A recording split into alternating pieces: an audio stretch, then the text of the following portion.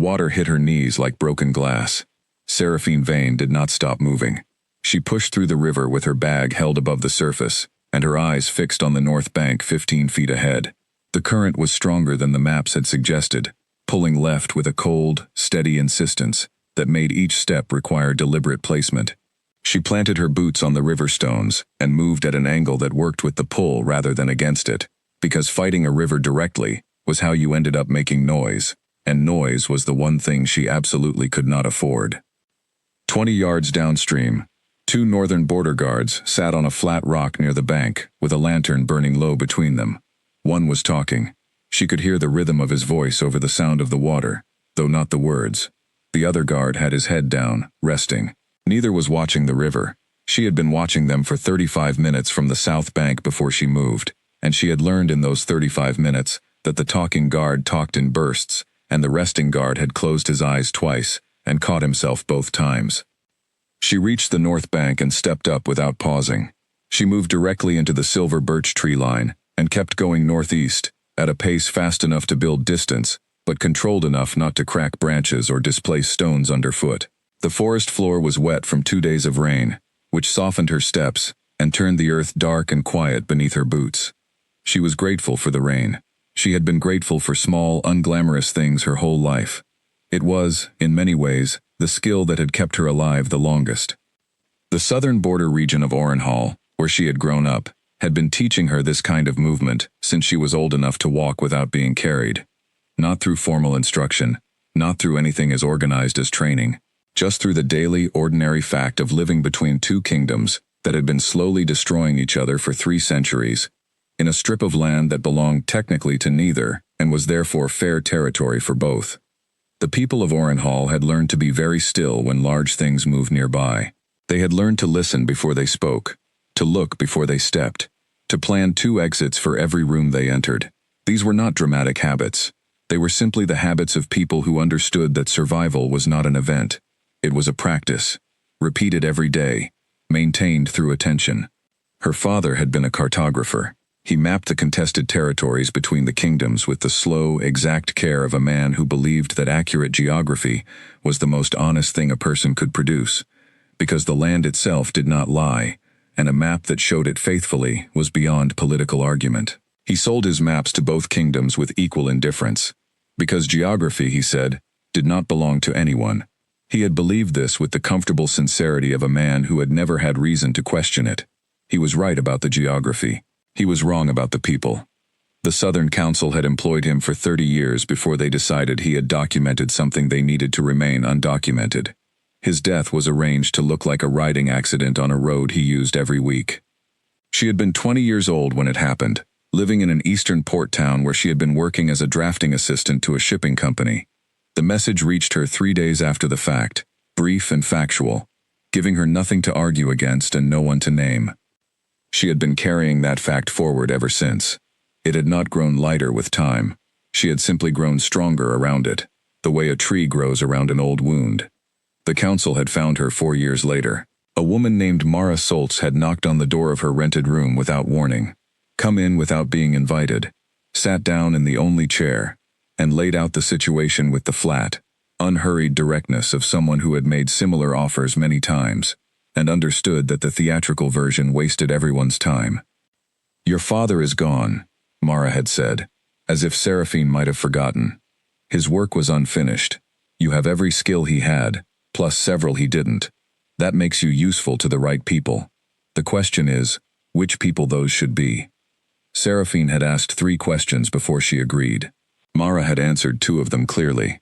The third, who decides when she is finished, Mara had answered with a silence that was, in its own right, more informative than any direct answer would have been. 4 years of work followed. Intelligence analysis, mostly. She read what field operatives gathered and turned it into pictures that the council's planners could act on. She was good at it the way her father had been good at cartography. By instinct first and by practice second. She moved information from one form to another and made it mean something in the process. She was not, by nature or experience, a field operative. She was the person in the back room who made field operatives matter. Until 3 weeks ago, when Mara walked into her back room and told her she was going north. The reason, as Mara presented it, was necessity. There was no one else who could carry it. By it, she meant the plans. The northern kingdom of Valdrek, ruled by a king named Kalen Drav, was, according to a council informant whose identity Mara declined to share, preparing a spring military offensive against the south. The plans for this offensive had been obtained through channels Mara also declined to specify. They outlined the operation in detail: troop formations, supply routes, the location of the northern armory, the invasion timeline, the name of the commanding general, and the identity of a southern traitor embedded at the Border Commission who was providing intelligence to the north. These plans needed to be confirmed by an operative on the ground inside Valdrek, and they needed to be carried in a way that could not be intercepted, discovered, or destroyed. This was when Mara explained the tattoo. Seraphine had sat very still through this explanation, and had worked through the logic of it without interruption. The logic held. Paper burned. Messengers were caught. Even carefully hidden documents were vulnerable to a thorough search. A body, however, was always present, and was never searched with the kind of detailed attention required to distinguish fine decorative ink from encoded text, especially when the encoding method was mirror script so small it resembled ornamental work. She had agreed. She had asked one additional question. Who else knew the reading method? 3 people in the south, Mara had said. No one in the north. 3 nights after that conversation, she had lain on a stone table in a basement room beneath the council's main building, while an elderly man named Dove pressed the war plans into the skin along her left rib cage. Dove was an ink caster, a craftsman who existed somewhere between artisan and specialist, and he worked with the deep, unemotional focus of a man for whom precision was not an effort, but simply the way his hands worked. The needle was fine enough that she could barely see it. The ink was dark and thin. He worked from a transcription that he read through a small lens and destroyed before leaving. It took 3 nights. The pain was not dramatic. It was consistent and informative, the kind of low, steady discomfort that teaches you things about your own body without requiring any response from you. She had not made a sound. Dove had worked without speaking until near the end of the 2nd night, when he looked up and said, "You are very still." She had not answered him, because she could not tell whether it was a compliment or simply an observation. When it was finished, she stood before a glass and looked at the marks along her left side, a pattern of fine, close lines, curving in a way that could be mistaken for any number of things. Decorative work, traditional art, personal expression. She looked at it for 60 seconds. Then Dove held a small mirror at the precise angle and distance he had calculated, and she looked again. Coordinates emerged from the curves, numbers from the lines, a complete operational picture encoded in the patterns that anyone else would dismiss as decoration. She had read it once. She had not read it again. Mara had told her not to, and she had, for once, followed the instruction without needing to understand the reason. Now she was north of the border river, moving through wet birch forest, carrying something she was working very carefully not to think about. The village of Stonebell appeared through the trees as the sky began its first pale suggestion of morning. Not sunrise yet, just the horizon going from black to deep gray, the stars at the edge beginning to fade, low stone buildings, a market square with a well, a stable with light already showing in the high window. She adjusted her bag, smoothed her expression into the particular blankness of a tired person who expected nothing remarkable from the next hour, and walked toward the inn. The innkeeper was a solid, unhurried woman named Clara, who looked at Seraphine with the mild assessment of someone who had been looking at arriving strangers for many years, and had long since stopped being surprised by any of them. She took the coin, noted the answers to the legal questions, name, origin, duration of stay, and led her to a back room, with a low ceiling, and a window that looked out at a woodpile. "Breakfast at dawn," Clara said. "It's plain." "That's fine," Seraphine said. She sat on the edge of the narrow bed after Clara left, and looked at the woodpile outside the window for a moment. The pale light was growing, and a few birds had begun somewhere in the trees behind the stable. Tentative at first, then more certain, the way mornings arrived. She lay back on the bed, without removing her coat, and let herself have exactly 3 minutes of something that was not quite rest, but was the closest thing to it she could manage. Then she sat up, and began thinking about the road to Hallows Gate. At breakfast, she sat at a long table, with a family of 4 and a young tradesman whose left hand was wrapped in cloth. The family spoke quietly among themselves. The tradesman asked where she was from. She said Orenhall. He made the sympathetic sound that people made at that name, and asked if the workshop destruction had been bad. She said yes, and that she had an arrangement in the city. He nodded and turned back to his food. She ate everything on her plate and thanked Clara and walked out into the morning. The eastern road to Hallows Gate ran through country that surprised her by degrees, the way a landscape can when you have built a picture of it from reports and maps and find the real thing behaving differently. She had expected the north to feel like a kingdom that was drawing itself inward, tensing for something. The border regions were always like that, a specific quality of watchful waiting that she had learned to read the way her father had read elevation lines. But the farmland she walked through had the ease of places that expected to be here next year. The people on the road nodded at her. A woman hanging wash on a fence line called out a good morning. The animals in the fields looked well fed. She filed all of this with the careful neutrality she applied to everything. The absence of visible tension was not the absence of threat. Whatever was being prepared could easily be happening at levels the ordinary population had no visibility into. She had seen this before, a city that looked peaceful on its streets, while its government made decisions that would not be felt for months. She walked for 2.5 days. She stopped at proper intervals. She spoke to people when it would have been strange not to, and said nothing when silence was appropriate. She was the woman she was pretending to be, because she had learned early that the best performance was the one you inhabited completely, rather than the one you managed from a careful distance. On the afternoon of the second day, she topped a low hill and stopped. Hallows Gate sat in the valley below, wide, pale stone and dark timber, a river cutting through its center and catching the late sun, bridges crossing the water at regular intervals. The old outer wall had been absorbed by the city's growth. Trees had grown up beside it and through gaps in it, their roots and branches woven into the stone so thoroughly that wall and tree had become a single structure. It did not look like a city preparing for war. It looked like a city that had been here for a very long time, and that had survived enough things to develop the settled confidence of something permanent. She stood at the top of the hill for 10 seconds and made herself look at it without judgment. Then she walked down.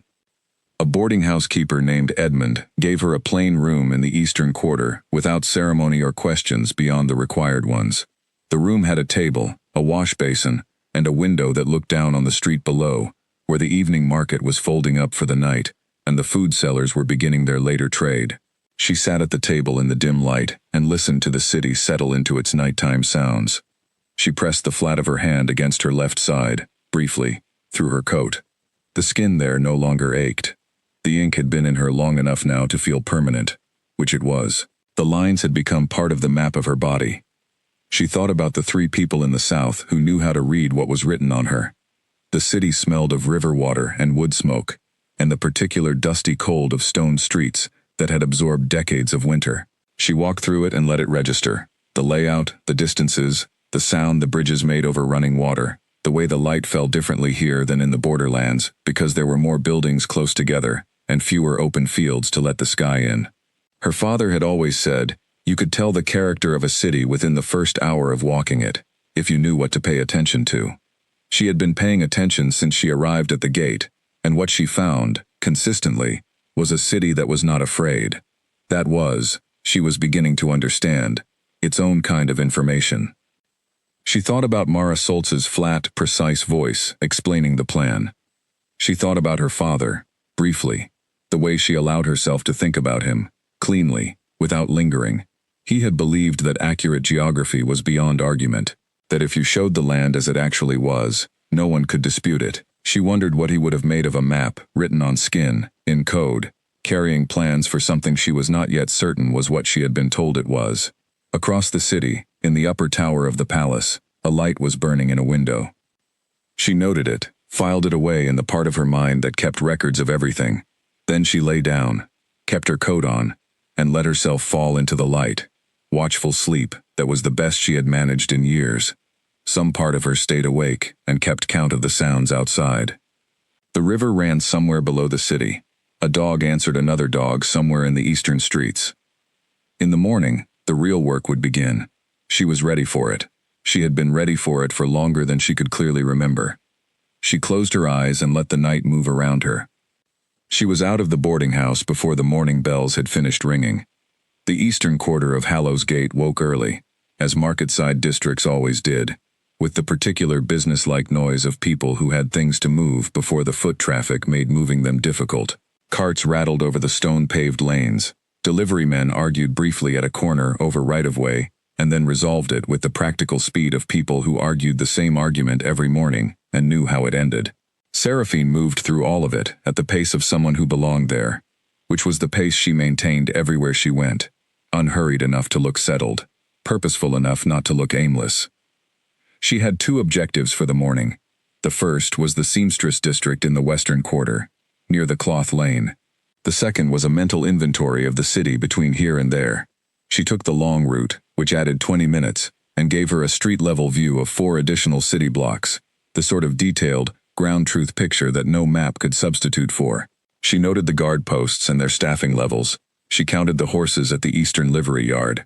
She watched, from across a broad market square, the flow of goods in and out of a large warehouse on the south side, and drew conclusions about what it was storing, based on the shape and handling of the incoming loads. None of it matched the picture of a city preparing for military action. The warehouse held dry goods, grain and dried fruit, judging by the sacks, not the sealed, uniform crates of military supply. The guard posts were staffed at the levels she would expect for a city of this size in ordinary times. The horses at the livery were working animals, not the larger, better-fed stock that an army built around mounted forces would be accumulating. She noted this without yet concluding anything from it. She had been doing this long enough to know that a single morning's observation was the beginning of a picture, not the picture itself. The cloth lane in the western quarter was everything a properly functioning seamstress district looked like. A dense row of shops with fabric displayed in the windows, the smell of sizing and dye mixing in the air outside, workshop sounds coming from the upper floors, where the larger operations worked. She walked the lane at a measured pace, reading the shops from the outside before going into any of them. She chose the one in the middle of the row, not the cheapest and not the most expensive, which would have put her in ranges that attracted the wrong kind of attention from either direction. The sign read Aldred's in plain lettering. The window display held a length of dark wool and a completed formal jacket pinned to a dress form. Good work, clean and well-proportioned, without the slight overreaching that shops insecure about their quality level tended to put into their windows. Inside, behind the counter, was a thin woman in her early 50s, with gray-streaked hair pulled back, and the particular look of someone who had been assessing people's competence for a long time, and had stopped finding the process interesting. Her name was Wren. "Piecework," Seraphine said, before Wren could ask. "I have experience with formal garments and ceremonial banners. My workshop in Orenhall was lost in the border conflicts." Wren's eyes went to her hands without any ceremony about it. Seamstresses always looked at the hands first, and she held them steady, flat on the counter, palms down. "Show me," Wren said. She produced a length of green silk and a threaded needle from beneath the counter, with the practiced efficiency of a woman who kept these items ready, because she had made this request many times. Seraphine threaded a second needle from her kit. She had her own kit, another detail that mattered, and began working. She kept the stitches even, the tension consistent, the speed moderate, not the speed of someone trying to impress, which always looked slightly frantic. The speed of someone working at her natural pace, which happened to be clean and steady. She had been sewing since she was 9 years old, first because her mother had started teaching her before she died, and later because the skill turned out to give her access to rooms that kept their doors closed to most other people. The council had identified this early, and had her work assessed by 2 professional tailors over a period of months. The assessment had been favorable. What had been a personal skill became a precision tool. She finished the sample section and set the needle down. Wren took the silk and held it to the light from the window for a long moment. "Tuesdays and Thursdays," she said, "starting this week. If the first 2 go well, we talk about more." "That works," Seraphine said. She came back on Tuesday, then Thursday, then the following Tuesday. Wren watched everything she did without appearing to, in the way of a professional who had long since learned to observe, without the person being observed noticing. Seraphine did not mind being observed by someone this careful. It meant Wren was good at her work, which meant the referral she eventually gave would carry weight. On the 5th day, Wren said, without looking up from the garment she was working on, I have a contact at the palace.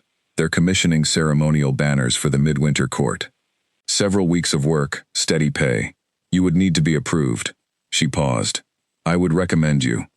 I'd be glad of the work, Seraphine said. Wren nodded and said nothing further, which was its own kind of answer. Between the shop work, Seraphine was learning the city.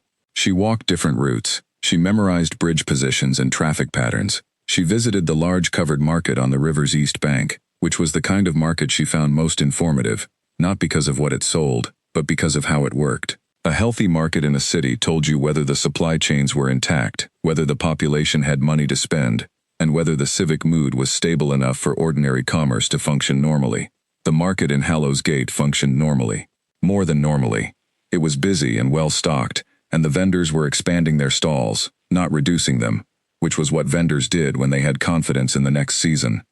She also made the contact signal on her third day in the city. The instruction had been specific: the eastern end of the Cloth Lanes Market Row, a stall selling bolts of fabric. She was to find a bolt of dark blue material, hold it up to examine it against the light, then set it back without buying. Simple, visible, and unremarkable in context. She did it. She went back to Edmund's boarding house and waited. On the sixth day, a compact man with a cloth merchant's apron stepped up beside her at the eastern stall while she was genuinely examining a length of rust-colored linen.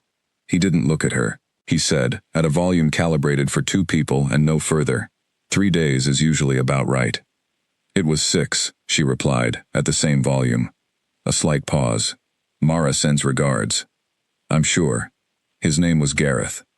She had not been told his name, but she guessed it from the way he signed the receipt for a bolt of fabric he bought at the next stall.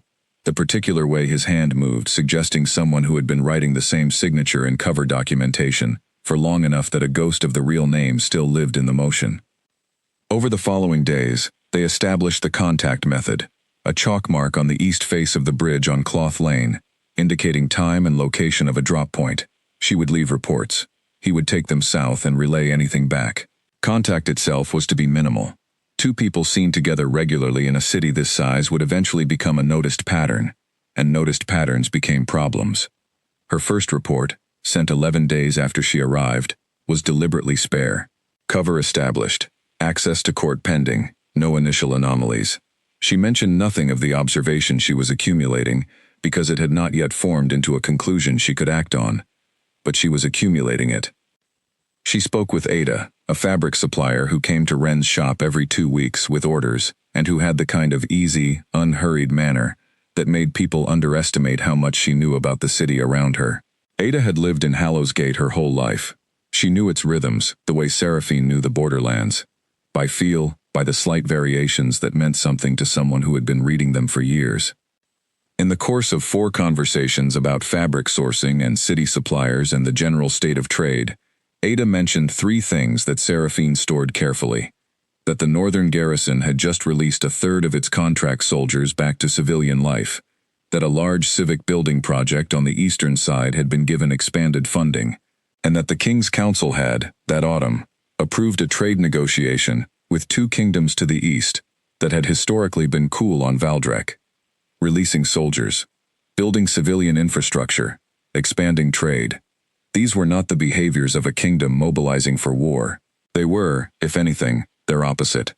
She also spoke with Elise, a court lady who came to Wren's shop for fitting work, and who talked with the careless openness of someone who had been told all her life that her words mattered, and had somehow concluded from this that all of her words mattered equally. Elise talked about the court with the slightly superior familiarity of someone who lived adjacent to power and wanted everyone to know it. She mentioned the King's Council meetings running late. She mentioned the spring budget review being particularly focused on road maintenance in the northern mountain passes, civilian roads, used for trade, not military transit. She mentioned an upcoming diplomatic dinner that had everyone in the palace household busy with preparations. None of this was what Seraphine had been sent to find, and the longer she stayed in Hallows Gate, the harder it was becoming to locate anything that matched what was written on her ribs. She told herself, steadily, that what she was observing was the surface, that the operation being described in the plans tattooed on her skin was necessarily concealed, that a well-planned military preparation would look, from street level, like nothing at all. She said this to herself the way a person says something they are no longer quite sure about. Frequently and with emphasis, the emphasis being the sign of the uncertainty. She thought about this as she walked home from Wren's shop one evening, pressing her fingers briefly against her left side through her coat. The ink lay quiet beneath the skin, permanent and patient, carrying its mirror script story against her ribs. She had been sent here to confirm those plans against reality. What she was finding, week by week, was that the reality did not match the plans in any specific or verifiable way. She held this observation in the careful, open-handed way her father had taught her to hold incomplete maps, not gripping them toward a conclusion, just keeping them in view until the territory filled in enough to speak for itself. The palace approval came through Wren on the first morning of her 4th week in the city. A name, Fletcher, the palace household coordinator, and a date, and a brief, to-the-point note that said her referral had been accepted, and she should bring samples. She went to the palace on a Tuesday morning, in the slow, clear light of late autumn. The outer gate was manned by 2 guards who checked her name against a list and admitted her without particular interest. She was walked to a meeting room by a young guard named Cole, who had the earnest, careful manner of someone in the early part of a career he was trying to do well. Fletcher met her there, a tall, precise man in his 40s who moved and spoke with the compressed efficiency of someone whose days were entirely full of managing other people's problems, and who had learned to process each one as quickly as quality allowed. He looked at her samples. He asked 2 questions about her experience with large-format banner construction. He offered her the position at the end of 15 minutes. 6 weeks of work. Ceremonial banners for the midwinter court celebration. A set of traveling standards for the council chambers. She would work in the seamstress wing of the palace, 2 floors below the main court level, alongside 2 other workers already in the palace's employ, access to those areas, and the main corridor. That's appropriate, she said. He looked at her with the mild curiosity of a man who expected contractors to negotiate. She did not negotiate. She had already calculated that the payment was fair, and the access was everything she needed it to be, and that the fastest way to make Fletcher trust her enough to leave her alone was to be exactly as straightforward as she appeared. She walked back to Edmund's boarding house in the late afternoon, through the market that was winding down for the day, past the bridge with its chalk signal point and the cloth lane where Ada's shop was shutting up for the evening. The city moved around her at its own pace, settled and ordinary. She pressed her hand briefly against her left side as she walked. She felt the faint raised texture of the ink lines through her coat. She thought about Mara Solce. She thought about the word confirmation, which was what Mara had called this part of the mission, the on-the-ground verification that the plans were genuine, that what was tattooed on her matched the military reality of the kingdom she was standing in. She had been in this city for 4 weeks. She had been inside its markets, its trade networks, its social layers. She had spoken to people who lived and worked adjacent to its power structures. She had found nothing that confirmed what was written on her. She told herself, walking home, that she had not yet reached the level of the court where such things would be visible. She told herself that in 6 weeks of palace access, the picture would change. She told herself this firmly and without hesitation, and kept walking. In the morning, she would begin work at the palace. She would be patient. She would be precise. She would be exactly who she was supposed to be. She had, after all, been trained for this. The approval itself, when it came through Wren, was a single sentence in Wren's handwriting. Name given, date confirmed, bring samples. Seraphine read it 3 times in the way she read everything that mattered, looking for what it said, looking for what it didn't say, looking for what the space between those 2 things might contain. It said she was approved. It didn't say by whom specifically, or what that approval had required, or whether the person who had approved her had any particular reason, beyond Wren's referral, to consider her trustworthy. That was fine. That was how legitimate work operated, and she was legitimate work. She spent the evening before the meeting, organizing her sample kit with the methodical attention she brought to preparations for anything important.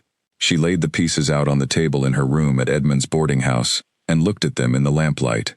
Each one was her best work, not because she had made them specifically for this, but because she had not, in several years of practicing this trade, produced anything that was not her best work.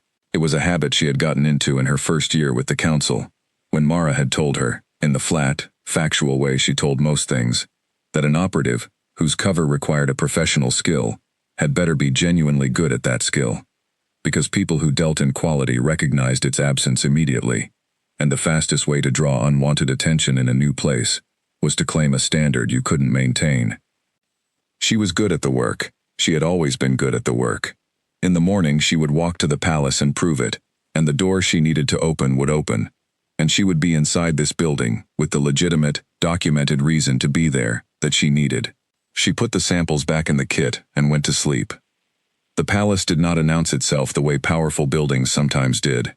There were no guards with ceremonial weapons at the interior doors, no portraits of previous rulers positioned to impress visitors on their way to meeting the current one. The corridors were lit by functional lanterns rather than decorative fixtures. The floors were worn stone, polished to a high shine in the center of each walkway, where decades of feet had done the work that no maintenance schedule fully kept up with. It was a building that had been lived in continuously for a very long time, and it showed. The additions built over successive generations had given the interior a slight irregularity. Corridors that met at angles a few degrees off true, ceiling heights that changed between rooms in ways that told you exactly where one period of construction ended and another began. She learned the layout in 3 days. Not from any plan or document, she had no access to those. Simply by walking the permitted areas with the deliberate attentiveness of someone who was paying attention to everything, including the things that looked like they weren't worth paying attention to. The seamstress wing was on the second floor of the east section, a series of connected rooms with good natural light from large north-facing windows. It had the feel of a workspace that had been functional for many years and had accumulated the specific character of rooms where skilled people spent long hours doing precise work, a certain quality of quiet, a particular organization of tools and materials that prioritized efficiency over appearance. There were 3 large work tables, storage for fabric bolts along the walls, and 2 sewing stations near the windows with the better light. The physical space itself told her things.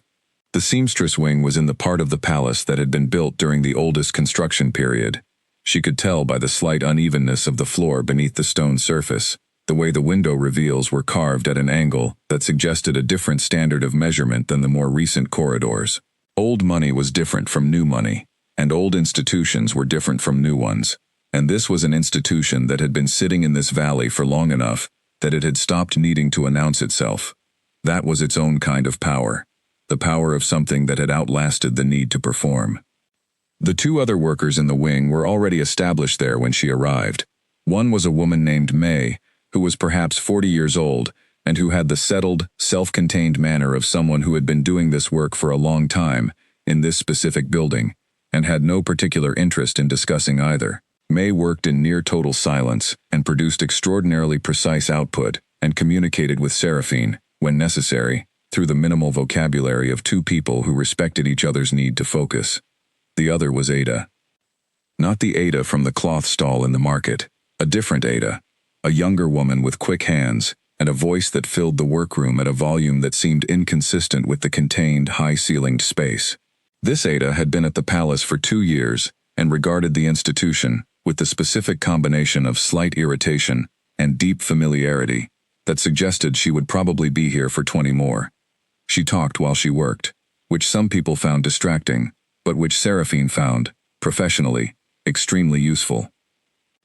Within 2 days she had learned more about the palace's internal workings from Ada's ambient conversation than she could have extracted from a week of careful observation alone. The council met 3 times a week in the Upper East Wing. Fletcher's domain was the Lower West Wing. The king's private rooms were in the North Tower. The evening schedule in the main hall depended on whether there were guests. The guard rotations changed at the 3rd and 7th bells. All of this was delivered without any sense on Ada's part that she was delivering anything.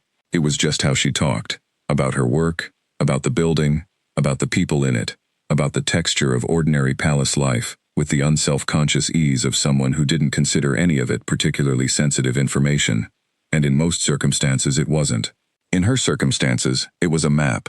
Fletcher appeared in the wing every second morning to review progress and address any materials requests. He was precise and organized and entirely uninterested in anything beyond the quality and timeline of the work in front of him. When he looked at the banners, he was assessing them against a specification. When he looked at Seraphine, he was assessing her against the same thing. She found this easier to work with than most people's attention. The banners she was assigned to were the largest in the commission. 4 hanging pieces in the main hall's ceremonial configuration, each running 8 feet in length and requiring the kind of measured, sustained work that suited her well. The motifs were traditional northern symbols, a mountain range running along the lower third, a particular arrangement of stars above it that she recognized from the maps she'd memorized as the northern star pattern used in navigation. Not military symbolism. Civic symbolism, the kind used for celebration rather than intimidation. She worked on them carefully. The work itself was straightforward, the quality required was high, and the setting gave her 6 to 8 hours a day inside the palace with a reason to be there that nobody questioned. The court lady named Elise visited the wing 3 times in the first 2 weeks, each time for fitting work on garments that were part of the midwinter ceremonial wardrobe. Elise had been to Wren's shop in the city, and had apparently decided that the seamstress from Orenhall was a good enough tailoring option to transfer her custom to the palace source. She talked through every fitting with the easy, wandering stream of consciousness, of someone who used conversation as ambient sound rather than exchange. Seraphine listened and stitched and occasionally said the exactly right brief thing to keep the stream flowing in useful directions. From Elise, she learned that the king had dismissed 2 senior council advisors in the spring, and replaced them with people she described dismissively as practical men, not political ones, which was exactly the kind of insider grumbling that sometimes meant nothing, and sometimes meant quite a lot. She learned that the diplomatic dinner being prepared for the following month involved representatives from 3 eastern kingdoms, and was widely considered a positive development by the palace staff, who understood what it was about. She learned that the king kept irregular hours, and had a habit of walking the palace at night, not restlessly, Ada clarified when she mentioned it separately, but deliberately, the way someone walks who is thinking. On the 12th day, Seraphine saw him for the first time. She was in the corridor outside the wing, walking back from a materials request to Fletcher's office, when the door to the council chamber at the corridor's far end opened. The meeting that had been scheduled there was apparently finishing. 6 people came out, moving with the particular loosening of people who had been in a formal setting and were stepping back into the relative freedom of hallway. They talked in pairs as they dispersed. Kaelin Drav was the last one out. She had a clear view for perhaps 5 seconds before the corridor's angle took her past a pillar and the sight line closed. In those 5 seconds, she absorbed the following. He was taller than average by a noticeable margin, with the specific kind of physical presence that came not from size alone, but from a quality of stillness in the way he occupied space. He was looking at a document as he walked, moving through the dispersing group with the ease of someone who did not need to manage the space around him, because the space naturally arranged itself. He wore no indication of formal rank. His coat was good quality, and plain. His hair was dark and cut practically rather than fashionably. The stories that circulated about him in the South, which she had read in the council's briefing materials and heard repeated in border town conversations for years, described a man who had taken his throne through force and maintained it through fear. A warlord with political ambitions wearing a king's title, someone his own council members were afraid of. The man she saw for 5 seconds in a corridor did not look afraid to walk through a group of council members. The council members did not look afraid of him. What she observed in those seconds was something considerably more complicated than the clean threat narrative the South had constructed. She observed a professional equilibrium, a set of people who had been in a room together for long enough to have developed real working relationships, and who were navigating the end of a meeting the way people navigate the end of a meeting when the meeting has been productive. She did not let this observation become a conclusion. She had been careful about conclusions since arriving in this city. She kept the observation filed and the conclusion door closed. That night, working late in the wing after May and Ada had left, she heard his voice in the corridor outside. She didn't hear the words, just the tone of it, one end of a conversation with Fletcher apparently, covering something about a supply order for the midwinter event. The voice was even and direct, neither warmer nor colder than the situation required. The conversation was short. Footsteps moved on, Fletcher's quick and purposeful, the other set at the measured pace she was beginning to associate with someone who moved through spaces at the speed of deliberate thought. She kept her eyes on the banner in front of her, and her hands steady, and her breathing normal.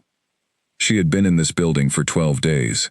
She had not yet found a single piece of evidence that confirmed the war plans written on her skin. She had found, instead, a city with a functioning economy, and a palace with a working court, and a king who walked his own corridors at night, and finished meetings with council members who did not look at him with fear. She sent Gareth a report 3 days later. It was sparse. She had not yet accessed the information she was sent to access. Cover was holding. Progress continuing. She said nothing about what she was actually observing, because what she was actually observing was not actionable intelligence. It was contradiction, and the council had not sent her north to report contradictions. She needed to be patient. She needed to get deeper into the access this position gave her. The information that confirmed the plans, if it existed, would be at a level of the court she hadn't yet reached. She told herself this with the steady, practiced deliberateness she used for everything. She went back to work on the banners. They were, she had to admit, coming out beautifully. The mountain range along the lower hem ran straight and clean, the stars above it placed with the precision that the pattern required. She had been working on them for 2 weeks, and she could see, in the shape of the finished sections, what they would look like hanging in the main hall on midwinter night, with the ceremony lights below them. She kept her hands moving, and her attention divided exactly as required, outward on the room, and the corridor, and the palace around her, inward, on the work directly in front of her, and she waited for the thing she was looking for to appear. It did not appear. What appeared instead, on the 15th morning, was Kalen Drav, in the doorway of the seamstress wing. He was not there for anything she could have predicted, and he did not arrive the way powerful people usually arrived in rooms where other people were working, with the slightly elevated energy of someone who expected their presence to rearrange the room. He simply appeared in the doorway, noticed the 3 of them working, and came in at the unhurried pace of someone who had a reason to be there, and saw no need to announce it theatrically. Ada stopped talking mid-sentence, which told Seraphine a great deal about how often this happened. May did not stop working, which told her something about May. Seraphine kept her hands on the banner, and watched him from her peripheral vision, and waited to find out what he was there for. He was looking at the banners, specifically, at the mountain range section of the one she was working on. He stood at a respectful distance, the distance of someone who understood that the work surface was not his, and that the person at it did not need him close to it, and looked at the detail work with the focused attention of someone who genuinely saw it, rather than simply glanced in its direction. The spacing on the mountain base is different from last year's, he said, not to anyone in particular, but also not to himself. Last year's was off by a consistent margin in the lower third, Seraphine said, without planning to. The eye reads it as correct at distance, but the pattern doesn't resolve properly at close range. I adjusted the spacing to compensate. A short silence. Ada had clearly stopped breathing. He looked at her then, not with the assessing look of someone checking a new member of staff, the look of someone who had just heard something interesting from an unexpected direction. That's the kind of thing you only notice if you're looking at both, he said. I looked at last year's work before starting this commission, she said. It seemed useful to understand what had been done before. He considered this for a moment, then he nodded, once, with the definitive quality of someone who had reached a conclusion, rather than simply acknowledged something. He looked at the banner for another few seconds, then he turned and left with the same unhurried pace he'd arrived at. Ada exhaled. That happens sometimes, Ada said, in the lowered voice of someone providing necessary context. He looks at things. Just looks at them. Does he always ask questions? Seraphine asked, going back to her work. Not always. When he does, he usually knows the answer already. He just wants to know if you do too. She kept her hands on the banner, and her face directed at the work, and let that information settle into the careful inventory she was maintaining of everything she had learned in this building. He had looked at the detail work. He had asked a precise question. He had listened to the answer and evaluated it accurately. He had left without performing any of the usual gestures of authority. None of this changed anything. None of this was what she was here to find. She kept her hands moving, straight and steady, and the stars of the northern constellation emerged one by one from the dark fabric, as she placed each stitch exactly where it needed to go. She walked home through the evening city, and thought about what it meant to be in this building. She had been trained for exactly this kind of sustained, patient access, the kind where the information came slowly, through accumulation rather than discovery, through the steady, patient observation of a space, until it gave up what it actually was. The palace was giving her things. Small things, so far. The rhythms, the relationships, the particular texture of an institution that was working, rather than performing. She was building a picture, and the picture was building itself, in a direction she had not yet named out loud, not even to herself, because naming it required a commitment to the conclusion that she was not yet ready to make. She needed more time. She had the time. She would be here for 6 weeks at minimum, and 6 weeks was enough to see anything that was there to be seen. She pressed her fingers against her left side as she walked, briefly, through her coat. The ink was there. The plans were there. She was here to confirm them. She told herself this with the same steady focus she brought to everything, and she kept walking, and the city moved around her at its own pace, completely indifferent to the particular weight she was carrying through it. The torn banner happened on a Thursday. She had been working in the wing for 19 days when the incident occurred, and she would later identify it as the point at which the manageable distance she had been maintaining between herself and the reality of this place began to develop its first fracture. Not because of anything dramatic, because of the exact opposite. The banner was the second largest in the commission, a 12-foot hanging piece in deep red with gold threading that would go in the council antechamber. She had completed the lower 2/3 without difficulty, but the upper section involved a series of interlocking knot patterns that required both hands working at a very specific tension, and somewhere between the 4th and 5th repetition of the pattern, the backing fabric shifted by a fraction of an inch, and the stress on the seam at the upper left corner reached a point where the thread pulled and the seam opened. 6 inches. Clean. Entirely repairable. She assessed it, determined the fix in about 4 seconds, and reached for the banner frame to reposition the piece for working on the damage. The frame was heavy. Designed to hold large format pieces taut during extended work, it required 2 people to reposition safely, while maintaining the correct tension in the hanging fabric. Ada and May were both out of the wing that morning, on separate materials runs. She could work alone. She had managed alone in worse situations, but the repositioning meant either a second pair of hands or a 12-minute reconfiguration of the support structure that she didn't currently have time for, without falling behind the day's schedule. She was 3 minutes into the reconfiguration when Kalen Drav walked through the door. He did not announce himself. He did not wait at the threshold for acknowledgement. He came in at the same unhurried pace she had seen him move in corridors and council rooms and the main hall below, the pace of a man who moved through spaces at the speed of his own thinking, and had apparently never found any good reason to adjust that speed for the sake of appearances. He noticed the situation, the repair, the frame, her posture indicating the particular physical management of a task that wanted 2 people, without her having said anything, and he crossed to the far side of the frame, took hold of the support rod, and held it at the angle she needed. He didn't ask. He just did it. She looked at him for exactly 1 second, assessing, and then she went to work. With the frame held properly, the repair was straightforward. She had the tear resecured in just over 4 minutes, the tension redistributed in the backing fabric, the knot pattern above the repair checked for alignment. "Thank you," she said. He released the rod and stepped back, and looked at the banner, the way she had seen him look at things, with genuine attention, rather than the performed inspection that people in positions of authority sometimes substituted for actual interest. He looked at the repair. He looked at the knot pattern above it. "You can't see it," he said. "You can," she said, "if you know where to look." "That's true of most things," he said.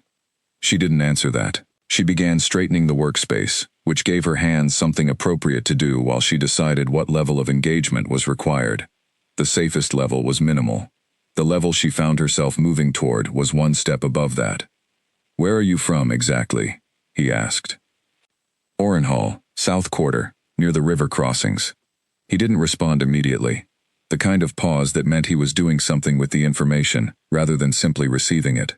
"The South Quarter near the river crossings had a difficult 2 years, he said. "The routing dispute." "Yes," she said. She kept her hands on a length of folded fabric, and her eyes on it. "It did. Your workshop was there during that. I moved it north before the worst of it," she said, consistent with her documents. Said with the flat, factual tone of someone who had processed a difficult circumstance and was no longer looking for sympathy about it, which, she noticed distantly, was not entirely an act. He looked at her.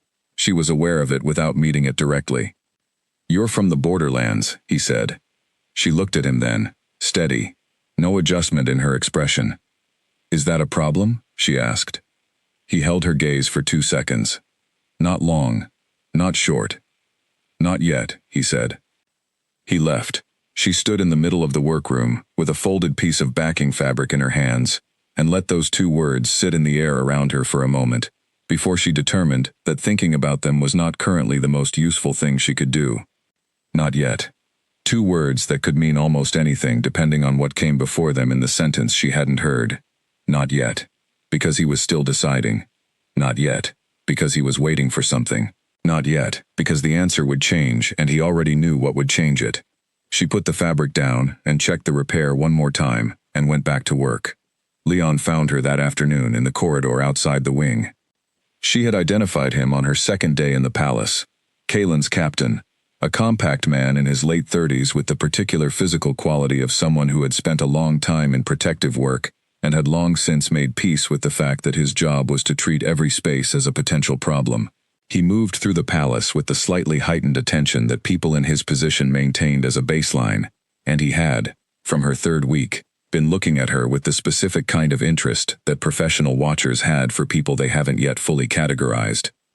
He was standing in the corridor with a clipboard when she came out. He didn't look up. He said nothing. She walked past him at her normal pace. She felt his eyes track her to the corner. She began paying more careful attention to her exposure level.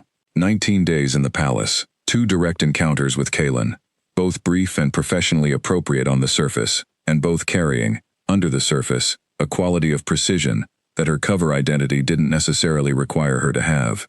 The observation about last year's banner spacing, the clean, unevasive answer about Orenhall, the thing she had said about the knot pattern being visible if you knew where to look. She was performing her cover well. She was also, she suspected, performing it in a way that made her slightly more interesting than a contracted seamstress needed to be.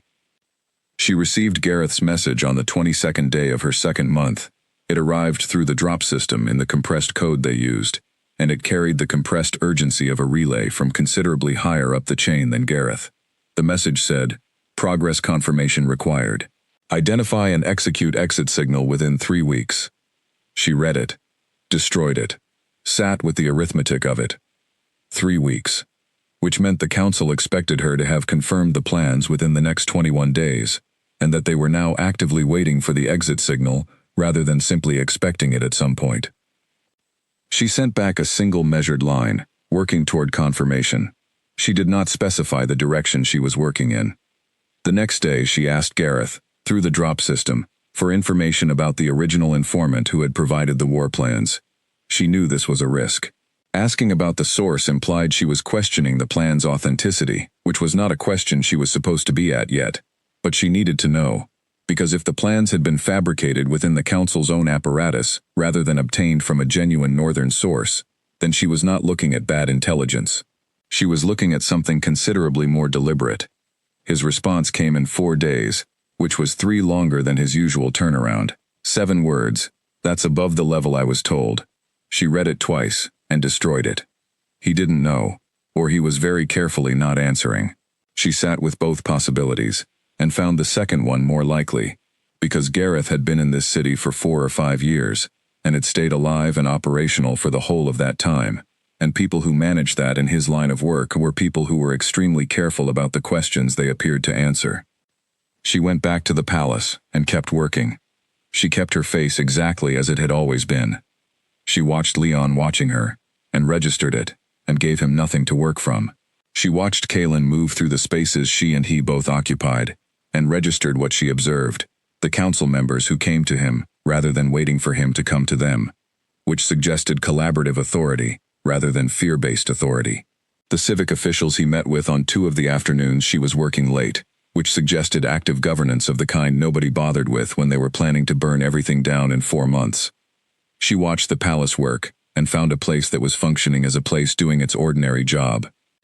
She kept this to herself, and kept her hands on the banners, and kept doing work that was better than anyone had needed to ask her for, because when you were operating this deep, and this uncertain, and this alone, the thing you could control was the quality of what your hands produced, and she was, whatever else was happening, not going to let her hands give anything less than their best.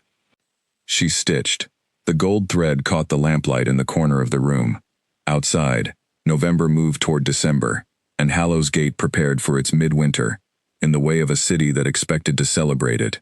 because things that expected to still exist in 3 months generally made those preparations, and this city was making them. She filed the conversation with the same careful neutrality she applied to everything that happened in this building, but she noticed, as she went back to work on the banner, that the act of filing it required slightly more effort than usual. There was something about the encounter she was not finished with. Not the words were manageable, defensible, unambiguous in their surface meaning. Something underneath the words, the quality of the pause before he answered, the specific precision of 2 words, chosen when a single word would have done the same surface-level work, but wouldn't have done the same actual work. Not yet. As if the question of whether it was a problem had an answer that hadn't been reached yet. As if the determining factors were still being gathered. She pressed the folded backing fabric flat against the work table and began repositioning it for the repair. Her hands were completely steady. She was very practiced at keeping her hands steady when the rest of her was doing something else. She began paying more careful attention to her exposure level over the following days. It was one thing to be watched. She had been watched before, in various configurations, and had learned to work within the constraint of observation rather than against it. It was another thing to understand what the watching was for, and she did not yet have a complete picture of that. She also began paying attention to the spaces she and Kaylin occupied simultaneously, not orchestrating anything, not approaching or retreating deliberately, simply observing, with the calm accuracy of someone taking a measurement, how often their schedules overlapped and what those overlaps produced. In a building this size, running at this level of daily activity, the rate of coincidental encounter between 2 people who moved through different sections of it was relatively predictable. She was starting to suspect that the rate she was experiencing was slightly higher than chance alone would explain. This was either because the palace's natural rhythms produced this overlap regardless of anyone's intention, or because someone was ensuring that the overlap happened. She could not, from her current position, determine which. So she kept the observation filed and open, and continued doing her work. Ada returned from her materials run midway through the afternoon, and picked up her conversation from where she had left it before the interruption, which was the quality of the new thread delivery, and whether it was going to create problems in the border stitching of the alcove pieces. Seraphine listened and gave useful answers, and let the wing settle back into its ordinary rhythms around her. She spent the evening at Edmund's going through the plans in her memory. Not the specific content. She had been careful, as Mara instructed, not to dwell on the encoded details. But the structure of them, the type of information they contained, the level of specificity in the supply routes, the formation numbers, the timing. The level of specificity was very high. That was the thing that had seemed, when Dov was working, and the details were first becoming visible to her in the mirror, like a marker of authenticity. Fabricated plans tended toward the general, because the people constructing them knew less about the operational specifics than a genuine source would. These plans had operational specifics, detailed ones. They named garrison positions. They described the method of crossing the border in terms precise enough to account for weather and season. They named a general, a specific man, as the operations field commander. She had told herself, each time she noticed an inconsistency between what the plans described and what she was observing, that this level of specificity was evidence of genuine intelligence, that the ground truth picture she was building from her observations here was simply not yet deep enough to reach the level at which confirmation would be possible. She still mostly believed this. But she had been trained to hold both possibilities, and had been holding them for long enough that the balance between them was beginning to shift in a direction she was not ready to acknowledge directly. She put the thought down, as she had been putting it down for 2 weeks, and went to sleep. The 4th encounter happened on a day when she was hanging one of the completed corridor pieces with Ada, both of them on ladders working the upper brackets into position. She was focused entirely on the bracket alignment, a millimeter off, and the piece would hang at an angle that would be visible from the corridor, and would require taking it down and starting again, when she heard his footsteps in the corridor below. She kept her eyes on the bracket. She kept her hands on the bracket. She completed the alignment and tested the hang and found it correct, and came down the ladder and turned around, and Kaylin Drav was standing in the corridor, looking up at the completed piece. Ada had gone very still on her own ladder. This happened, Seraphine had come to understand, whenever he entered a space where Ada was working. Not from fear. Ada was not afraid of him. From the specific social alertness of someone who understood that the rules of ordinary conversation did not necessarily apply when the king was present, and who found the resulting constraint uncomfortable. The spacing reads better in this corridor than the last version did, he said. He said it the way he said most things, not to anyone specific, but also not to no one. The walls here are narrower, Seraphine said, keeping her voice at the even, practical pitch of someone commenting on a technical matter. The scale needed adjusting. He looked at her then. The brief, direct look she had become familiar with over the past weeks, the one that assessed rather than merely registered. You looked at the old pieces before starting this commission, he said. It wasn't a question. It seemed useful to understand what had been done before and why, she said. He nodded once, with the quality of someone who had confirmed something rather than received new information. Then he walked on down the corridor without any further comment, and Ada exhaled quietly on her ladder, and Seraphine went to help Ada down. He does that, Ada said, in the lowered voice of someone providing institutional context. Checks on things. Not to find fault. He always knows already if there's fault. More like he wants to see who notices what he notices. Seraphine picked up the extra bracket hardware from the floor and put it in the kit. And does he usually find what he's looking for? She asked. Ada considered this. He's very patient, she said finally. He's willing to wait a long time for the right answer. Seraphine put that observation exactly where she put everything else, in the organized inventory she maintained of everything that happened in this building, and she picked up the kit and went back to the wing. 2 months into the mission, Seraphine had a clear picture of everything she was not finding. She had been methodical. A mind trained from childhood for cartography was a mind that built pictures from individual data points, that looked at a single elevation marking and understood its relationship to every other marking, and from those relationships derived a terrain. She had been doing this since she was 9 years old. The skill that had made her valuable to her father, and later to the council, was the same skill she was now applying to the growing body of evidence that refused to add up to what she had been sent north to confirm. She checked the invasion timeline from the plans against the observable military behavior in Hallows Gate and the surrounding territory. A spring offensive of the scale described would require 8 to 12 weeks of visible preparation beginning now, troop concentrations, accelerated supply movement, the particular shift in a city's daily energy that happens when a large military operation is being staged through it. She had been here for 2 months. She had seen no troop movements, no acceleration in supply activity, no change in the garrison levels she had observed on her first week and cross-checked twice since. Nothing. She walked the 4 supply depot coordinates on foot, one by one, over the course of a week. She identified each location against her mental map of the city, and spent time near each one, not staring, not checking, just being present in the vicinity the way a person is present near anything they pass regularly. A public market, a civic building under renovation, a bakery with its windows steamed from the ovens, a textile merchant's seasonal storage facility near the river, 4 locations, not one of them matching the military logistics function the plans described. She checked the Northern General listed as the invasion's field commander. She listened, through 2 months of court-adjacent conversation, for any mention of his name. She heard it once, from a council aide speaking in passing about someone who had retired from service 3 years ago following a serious injury, and was now, by all available account, living quietly in the northern hills. Not a current field officer, not active. A man in his 60s who had walked away from military life 3 years before the invasion he was supposedly commanding, was scheduled to begin. She sat with all of this on a cold Tuesday morning in her room at Edmonds, and went through it again for the 3rd time, because she had a habit of checking her conclusions twice before she acted on them. The first check was to verify the facts, the second was to verify her interpretation. The third, which she rarely needed, was to make sure she was seeing what was there, rather than what she wanted or feared to see.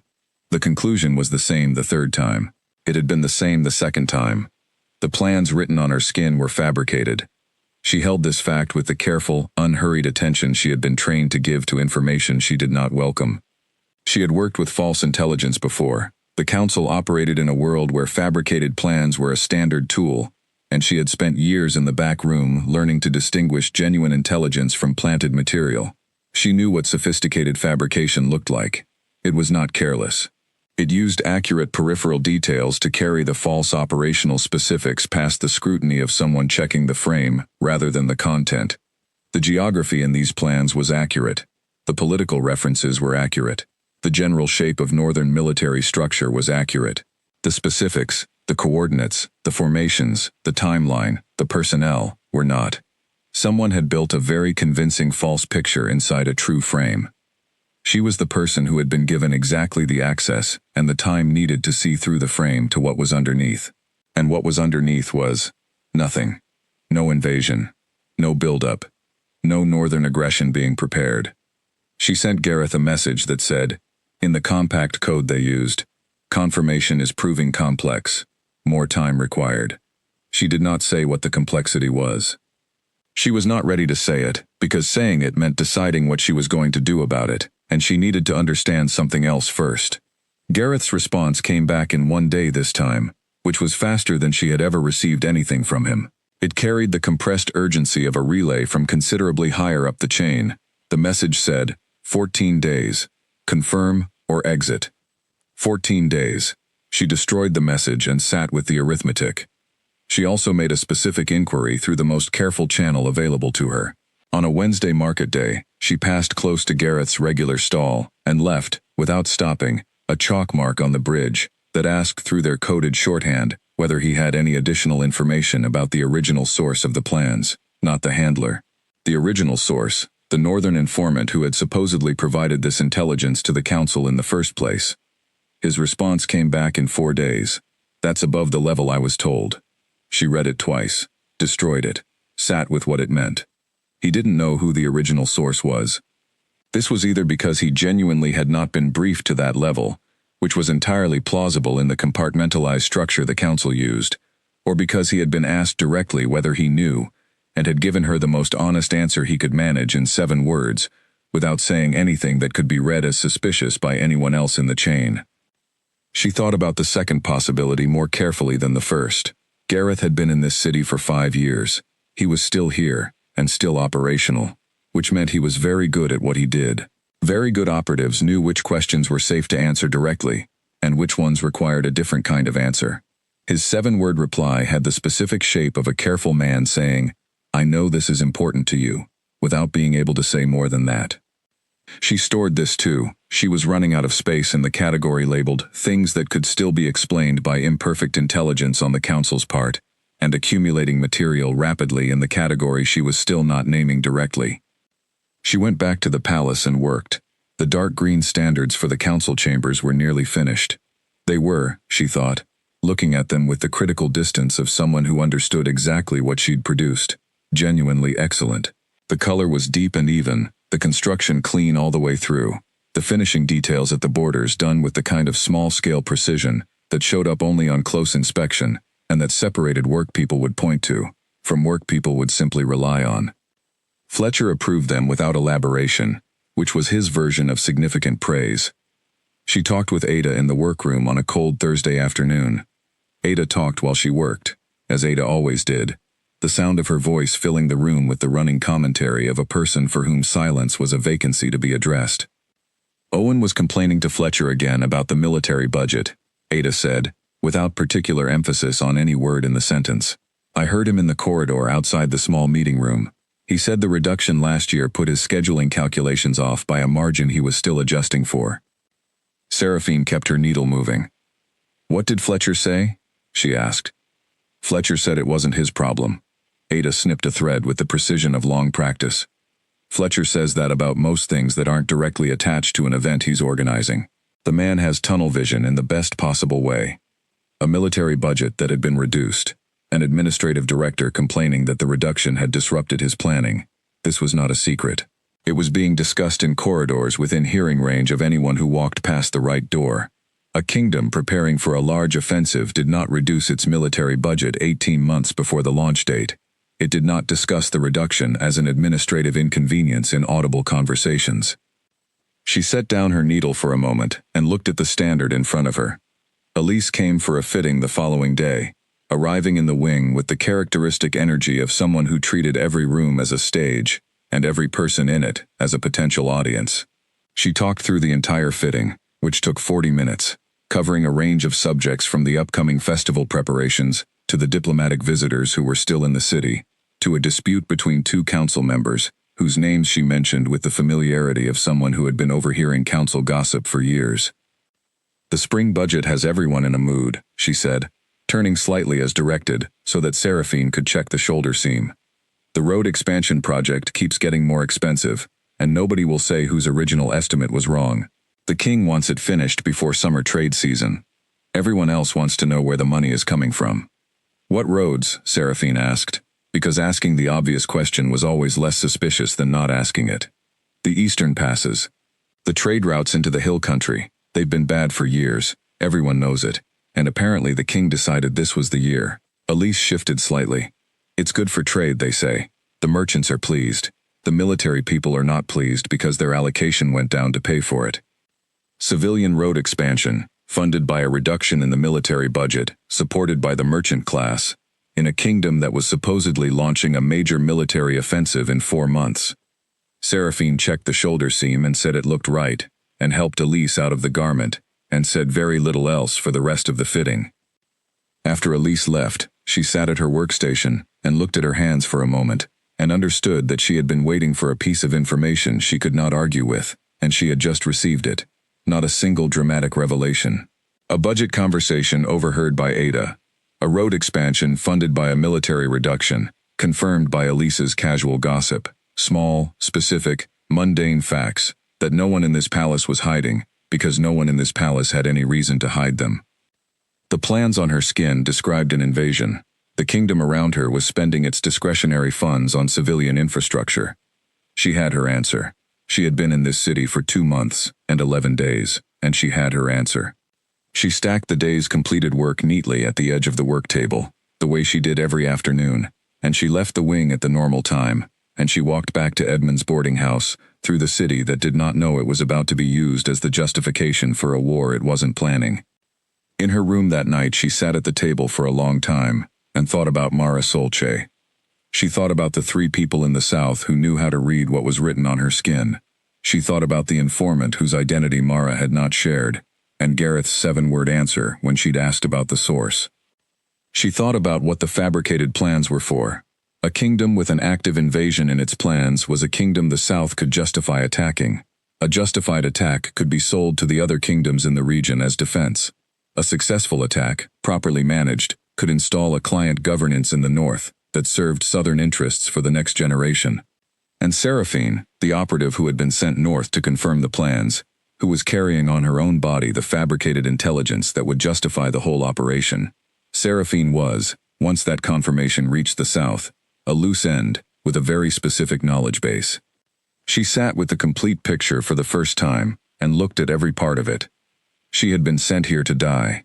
Not dramatically, not as a soldier, as a source who had served her purpose and who knew enough to be dangerous afterward. Outside, Hallows Gate moved into its late evening rhythms.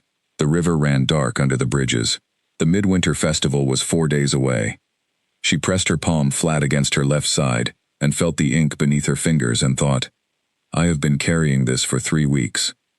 I have been carrying it across a border and through a city and into a palace, and I have been carrying it on behalf of people who were never going to let me carry it home. She did this the way her father had taught her to do anything that required sustained, careful attention, in stages, returning to the same ground repeatedly, rather than trying to cover everything at once. A good map wasn't made in a single survey. It was made in passes, each one adding a layer of detail and precision to what had been established before. The first pass told you roughly where things were. The second told you their character. The third told you how they related to each other. She was on her third pass now with the specific claims in the plans, and what she was finding on the third pass was what she had begun to suspect on the second. The discrepancies were not random. They were consistent. They did not point to intelligence that was simply out of date or imperfectly observed. They pointed to intelligence that had been constructed from a distance by people who knew enough about Valdrek's military structure to produce something plausible, but not enough to get the specific details right. The distinction mattered.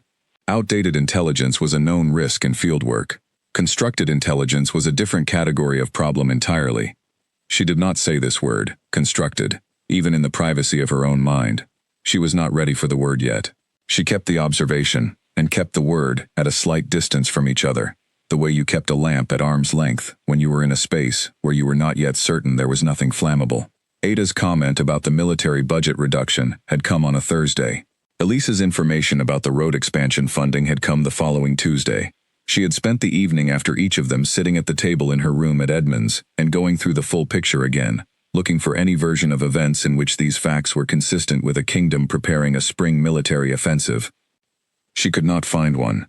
A kingdom that was reducing its military allocation to fund civilian road construction was not, in the same budget cycle, staging a major armed offensive. These two things were not compatible in any framework of institutional behavior she had ever studied or observed. The money had to come from somewhere, and the money for war came from the same pot as the money for roads, and you could not meaningfully have both at the same time, on the scale she had been sent here to confirm. This was not a subtle deduction. It did not require specialist knowledge or insider access. It required only the kind of basic institutional logic that anyone who had spent 4 years working in intelligence analysis would have internalized long before they became a field operative. Which meant, she sat with this on Thursday night and again on Friday morning. Either the council had sent her here without access to this information, which was possible, but increasingly hard to believe given how openly available it was, openly enough that Ada had heard it secondhand through kitchen gossip, or the council had sent her here, knowing the plans could not be confirmed. She lay down on Friday night and looked at the ceiling of her room at Edmund's boarding house and let herself sit, fully and without flinching, on the edge of the only conclusion left. She had been sent here to confirm plans that were not real. She had been sent here on purpose. She looked at that conclusion for a long time, then she closed her eyes and let the city noise settle around her and waited for morning, because morning was when she would go back to the palace and keep working and keep waiting until she understood, not just the conclusion, but everything that the conclusion meant. The Midwinter Festival arrived on a night when the temperature had finally dropped to match the season, and the palace smelled of pine resin and beeswax, and the particular combination of warmth and cold that happened when a large heated space pressed against deep winter from the outside. Seraphine had spent 3 weeks preparing for it. Not the celebration itself, which she had no personal investment in, but the 200 feet of banner and decorative work that transformed the palace's main hall into the deliberate spectacle that a ceremonial event of this scale required.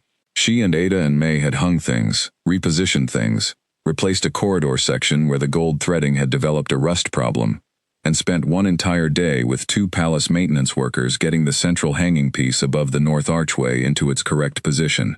The result was, from any professional standard, exceptional.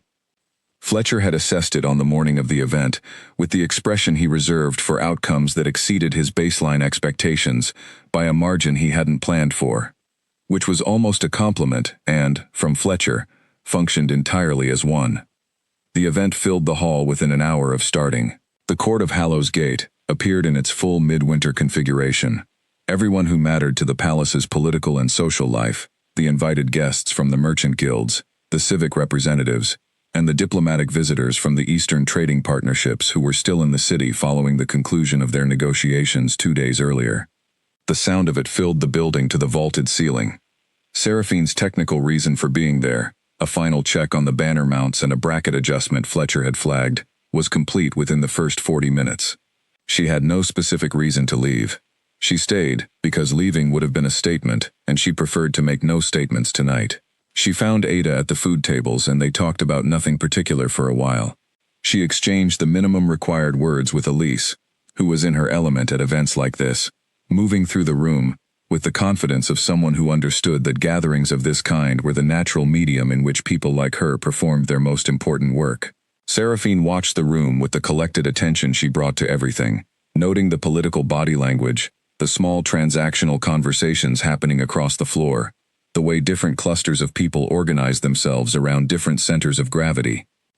She was watching all of it, and not specifically watching for any of it, when Elise stopped beside her near the end of the evening, and introduced her to a woman whose name she immediately forgot, saying, "This is the seamstress girl who did the hall pieces," in the distracted way of someone managing 2 conversations simultaneously. The other woman looked at Seraphine briefly and then back at Elise, and the conversation moved on without her, which was the natural result of being described in 3 words by someone at a party, where 3 words was the most economy allowed for people like her. She was not offended. She filed it as information. She drifted upstairs to the balcony that ran along the inside of the hall's upper level. The sound from below reached her as a collective warmth. Music and voices blended into something ambient rather than distinct. The lanterns up here were lower, and the shadows longer, and the air near the outer wall had the particular coolness of a space that the heating below wasn't quite reaching. She stood at the railing and looked at the hall below and let herself think the thought she had been carefully managing for several days. She knew what the plans were for, and she knew she had been sent here as part of the plan's execution, and she had not yet figured out what she was going to do about any of it. She had 14 days left on the timeline Mara had given her. She could give the exit signal, which would tell the council the confirmation was complete, that the plans were confirmed, and which would set the entire southern operation in motion. She could not do this. The plans were not confirmed. They were fabricated. Giving the exit signal would be participating in the beginning of a war against a kingdom that was not planning one. She could refuse to give the exit signal and attempt to communicate to Gareth what she had actually found. But Gareth had not asked about the informant's identity from within his comfortable position in this city for no reason, and the answer she would be sending was the kind of answer that could not stay contained to a single operative at the level Gareth occupied. She could run south and disappear. She had done harder things and survived them. She could do something else, something she had not yet fully named because she was not ready to look at it directly. She was standing at the balcony railing doing none of these things, just looking at the party below and thinking in circles, when she heard the sound of someone arriving at the balcony from the south staircase. The banners are the best this hall has had in at least a decade. She did not startle. She was very practiced at not startling, but she registered the sound with a particular internal settling that happened when something she had been watching for from a peripheral angle arrived directly in front of her. Kaelin Drav stood 6 feet to her right, looking down at the hall with a glass of dark wine held loosely in one hand, with the ease of someone who had stood in this spot before, and found it useful for exactly the purpose he was currently using it for. They were more demanding than they looked, she said. Most things worth making are, he said. He didn't move closer. He stood at the railing and looked at the hall below with the comfortable, self-contained quality of someone who was content to be where he was, without needing to perform that contentment for anyone else. She was aware of him in the specific way she had become aware of him over the past weeks. The particular quality of his attention, the way he used silence as a working tool, rather than a gap to be filled. "You've been in Hallows Gate for 2 months, he said, without marking it as a question. About that. What do you think of it, now that you've had actual time in it?" She paused. The pause was brief enough not to be notable, but she used it for something. She was doing it again. The mapping, the range of prepared positions, assessed and selected from. She was exhausted by it.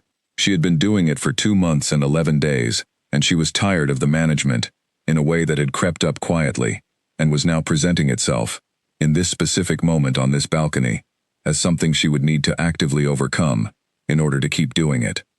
She decided not to actively overcome it, just this once. "It's not what I expected," she said.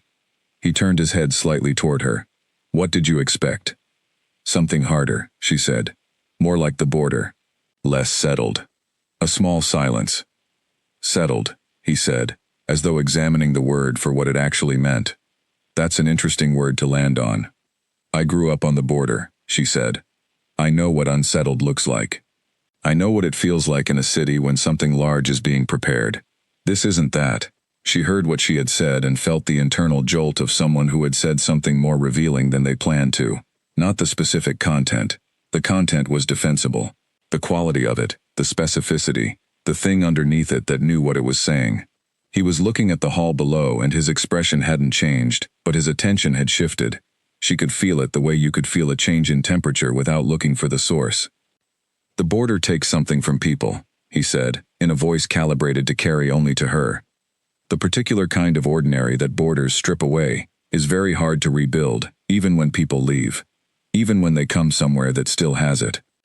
She looked at him. He was speaking from specific knowledge, not the generalized concern of someone who had read reports about border conditions, but the kind of knowing that came from proximity.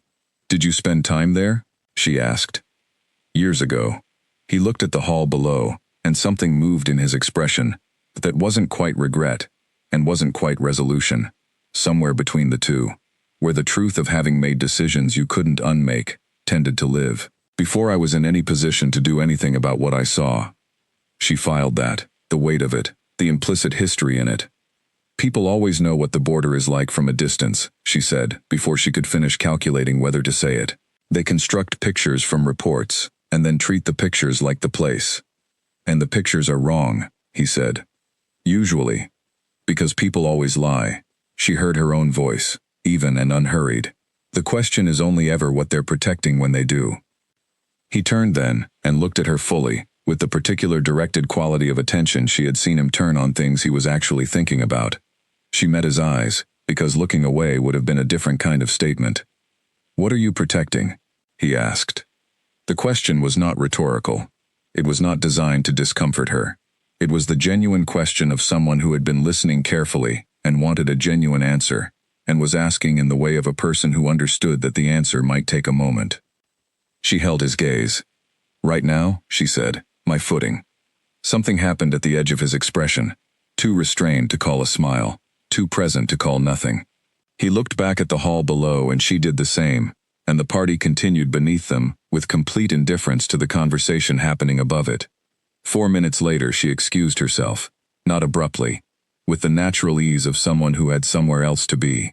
She went down the stairs and through the lower corridor and out of the palace, and walked back to Edmund's boarding house, through streets that were cold and quiet and empty. She opened the door to her room and knew before she was all the way inside. The room had been searched. She stood in the doorway for 5 full seconds and did not enter. Then she went in, closed the door, and went through the space, with the systematic attention of someone counting the differences between what was there and what should be there. Her bag was in its position. Her kit was in its position. The small amount of coin in the table drawer was untouched, but the chair was 2 inches from where she set it every night. The fabric lining of her bag had been pressed in a way that didn't match its natural fold. The document pocket in her kit had been opened and replaced slightly faster than the person who'd opened it had been careful enough to notice the original angle. Very careful, very thorough, very nearly perfect.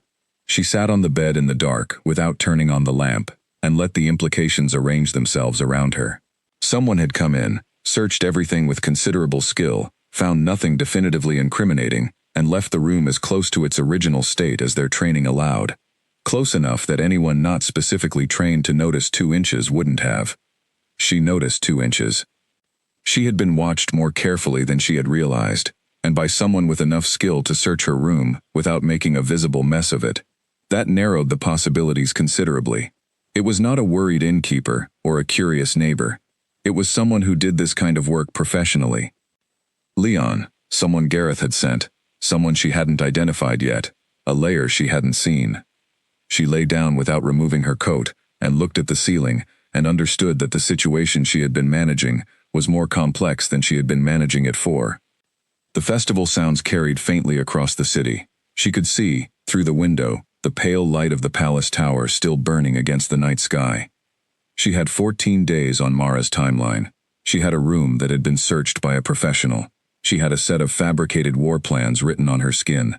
She had a king who had just asked her what she was protecting, in a way that suggested the question was not entirely casual. She closed her eyes. She did not sleep well. In the morning she got up, straightened the chair to exactly where it had been before anyone moved it, and made a decision. She was not going to run yet. She was going to keep working, because she needed to understand who was watching her, and what they knew, before she made any move that couldn't be taken back. She dressed, picked up her bag, and went out into the cold morning city. She thought about running, not in the abstract way she had been thinking about it for a month, as a contingency held at the edge of her plans, in the specific, practical way of someone who has begun to understand that the moment for a particular decision is approaching whether or not they are ready for it. She had exits planned. She had a route south. She had coin in a separate pocket of her kit that she kept specifically because emergency funds needed to not be mixed with ordinary funds. She had, in a dozen small ways, been maintaining a readiness to leave that had nothing to do with whether she intended to. She thought about what she would be leaving behind, not in the sentimental sense, in the practical sense. She would be leaving behind a city and a court and a kingdom that had committed no aggression against anyone, and was about to have an aggression committed against it on the basis of plans she had been carrying across its border for 3 months. She would be leaving behind a situation she understood, and a king who had asked her, on a balcony, what she was protecting when she lied, and who had listened to her non-answer with the particular attention of someone who had already begun to formulate an answer of his own. She would be leaving behind the things she had come to understand about herself in the 3 months since she crossed the river. That she was not the person Mara Solchi had thought she was hiring. She had thought she was being hired as a tool. She was, as it turned out, a person with a point of view, and her point of view had a problem with what was happening here. This was the thought she had been most carefully not thinking. She was done not thinking it. In the morning, she dressed and ate the plain breakfast that Edmund provided on a schedule, unchanged by any circumstance she had yet presented to him, and she went to the palace and did her work, and spoke to Ada and Fletcher and 2 maintenance workers, and nobody looked at her differently from how they had looked at her yesterday. The room search was not something that had left a mark on the surface of her life here. It had left a mark in her understanding of her position, which was a different kind of mark, invisible, internal, and considerably more significant. She had 9 days left on Mara's countdown. She spent that evening at her workstation in the wing after everyone else had gone, finishing a final alcove piece in the last light, and she thought about 9 days in the way of someone who has always been good at working within time constraints, not with panic, not with urgency exactly, but with the specific clarity of a person who knows what they need to do and is working backward from the deadline to determine when each step must happen. 9 days. She had a room that had been searched. She had a conclusion she had reached and had not yet acted on. She had a man in the North Tower who had asked her the right question at the wrong time. She had fabricated war plans on her skin, and a Southern Council that expected her to confirm them. She was running out of time to figure out what she was going to do. She packed her kit and left the wing and walked home through the cold city and went to sleep, and in the morning she went back to the palace, because there was no other move yet that made sense. The morning after the festival, she went to work as though nothing had changed. This was the correct choice. Changing her routine would itself be a signal, and signals were the one thing she could not afford to send until she understood who was reading them. She arrived at the palace at the usual hour, nodded to Cole at the gate, hung up her coat in the wing, and sat down at her workstation. Ada came in 12 minutes later with the particular energy of someone who had stayed at the festival longer than was wise, and was in the process of reconsidering that decision. May arrived after Ada and began working immediately, as May always did, without reference to how late any of them had been the night before. Seraphine worked. She was good at working. The remaining commission pieces were decorative elements for the outer corridor alcoves, smaller pieces, precise work, the kind of detailing that required sustained focus and could absorb a mind that was simultaneously running through 4 separate lines of analysis. Line 1, who had searched her room. The quality of the search suggested professional training. Leon was the most obvious candidate. He had been watching her for weeks, with the sustained, low-key attention of someone whose job was to identify threats before they materialized. If he had found something, not a document, nothing like that, there was nothing like that in that room, but if he had found an absence of things that a person in her stated situation would have, or a presence of precision that didn't quite match the story she was telling, then the search was his way of following that instinct.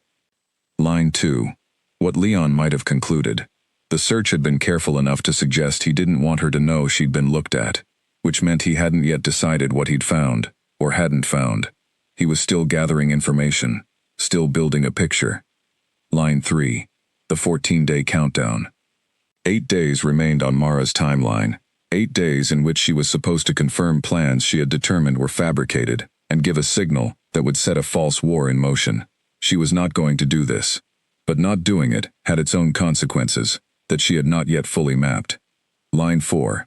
What she was going to do when the 14 days ran out. She worked through the alcove pieces with hands that were perfectly steady and a mind that was running 4 simultaneous analyses with the focused efficiency of someone who had been doing this since she was old enough to understand that thinking and appearing not to think were 2 different things that could be done at the same time. She did not resolve any of the 4 lines that day. The following week passed with the particular tense quiet of a situation that is holding itself very still because something is about to happen, and no one knows exactly when. She went to work. She came back to the boarding house. She checked the room every evening for signs of further searches. She found none. She went to the market on her regular day, which was Wednesday, and bought the things she needed in the ordinary pattern of her established routine. The market was busy and cold, the stalls close together for warmth, the morning crowd thick in the food sections and thinner in the cloth and dry goods areas. She moved through it with the ease of someone who had been doing it for months. She was coming out of the spice section near the eastern wall, turning toward the lane that led back to the cloth quarter, when her right foot caught the edge of a wet flagstone. She had not been distracted. She had not been looking somewhere she shouldn't. The stone was wet from the morning hosing of the market lanes, and it was slightly raised at one edge, and her boot caught it at exactly the wrong angle. She went down on her left side, hard, fast, the instinctive attempt to catch herself absorbing some of the impact through her palms, but not enough of it to prevent the full force of the landing hitting her left hip and ribcage against the stone. She lay still for a moment with her hands flat on the cold market floor and took inventory. Her palms were scraped. Her hip was going to bruise extensively. Her left side, she took a careful breath, had taken an impact that was going to make itself known over the next few hours. Not broken. She knew what broken ribs felt like. This was impact, significant, but not structural. A woman near her stall crouched down immediately. 2 other market-goers appeared in her field of vision, offering help. She accepted it. Getting up too quickly would have been its own statement, and they helped her to a low wall near the stall, and someone brought a cup of water, and someone else went for a healer, because there was a physician's aide working the market district that morning. She sat on the wall and assessed the situation with the professional calm of someone whose training included continuing to function in conditions of unexpected physical stress.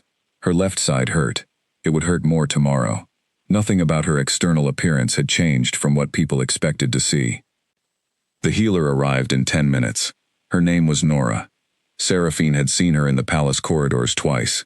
A quiet, composed woman in her 30s, who had the manner of someone who was good at a demanding job, and who understood that the people she treated sometimes needed to be managed as carefully as they needed to be healed.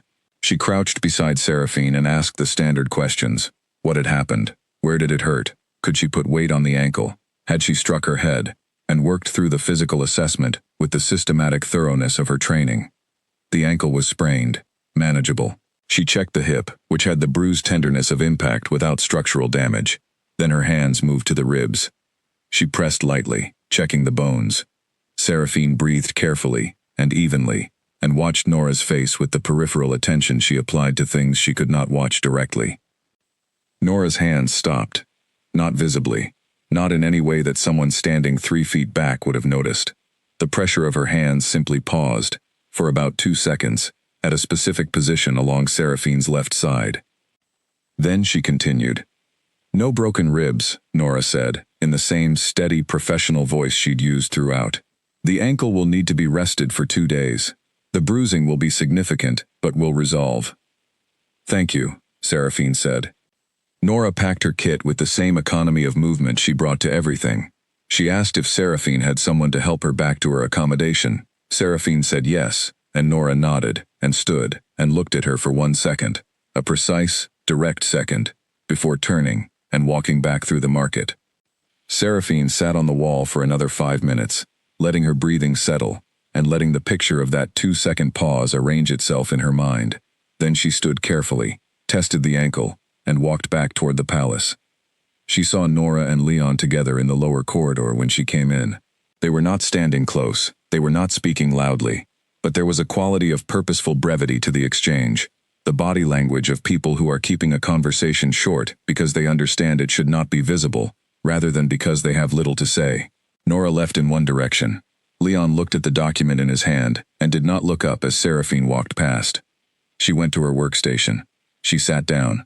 She looked at the alcove piece she had been working on that morning, which was about 60% done.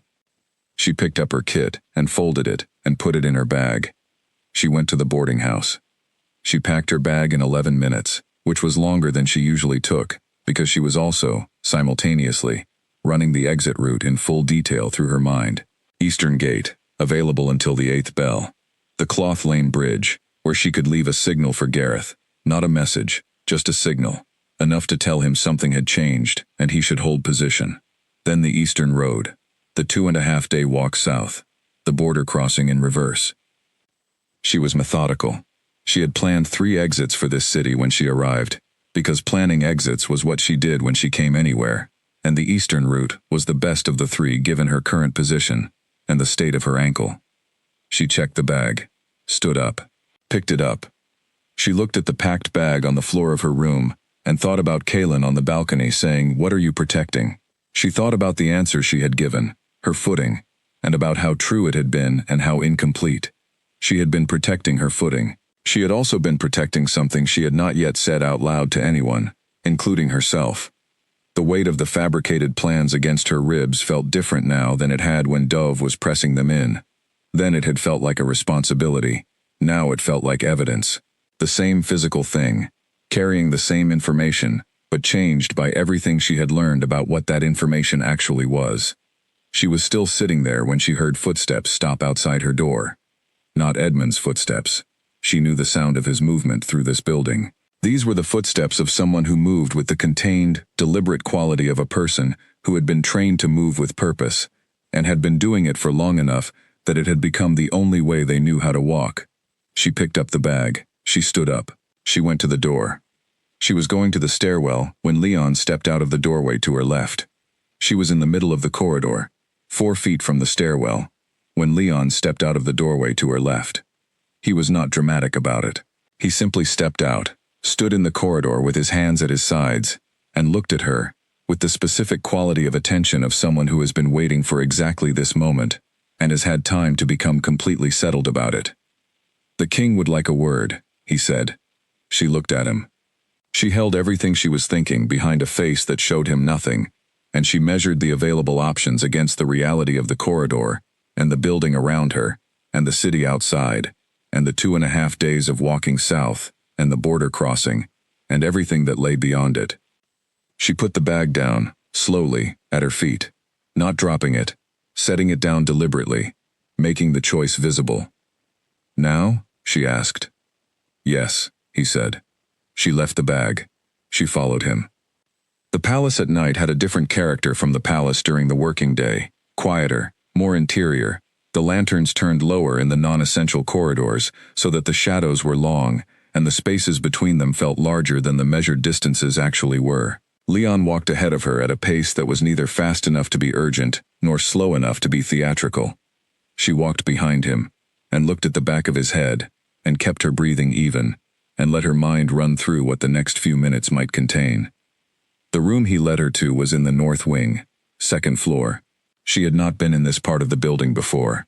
The door was plain, the wood old, the handle worn smooth by long use.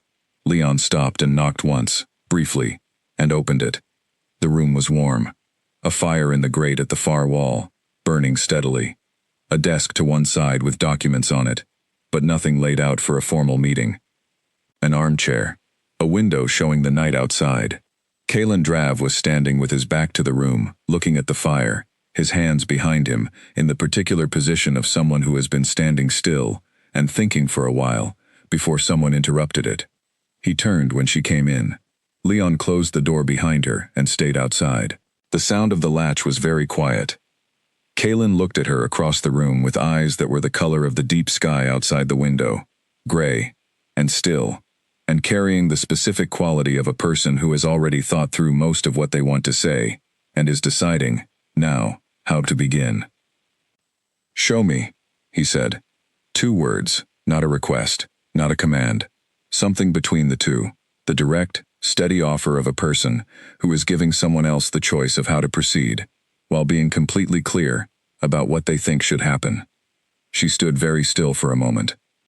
She was in a room in the palace of the kingdom she had come to spy on, with a bag sitting in a boarding house corridor that she had just been packing for a border run, with fabricated war plans written on her skin, with a Southern council that had given her 8 days left on a countdown to a signal she was never going to give.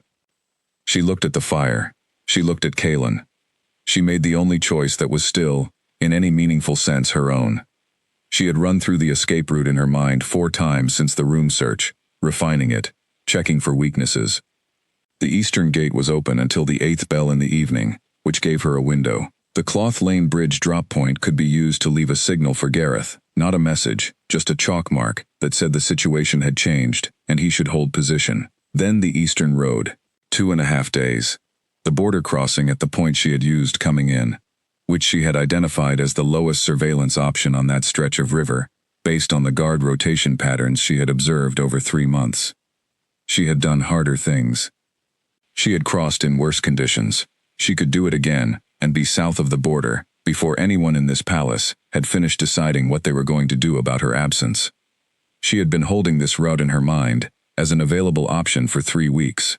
She had not yet used it, because using it meant making a choice she was not yet certain was the right one, and she had always been someone who needed to be certain before she committed to something that could not be reversed. What she had not been certain about was this: whether there was something she could do here that mattered more than the safety of her own exit.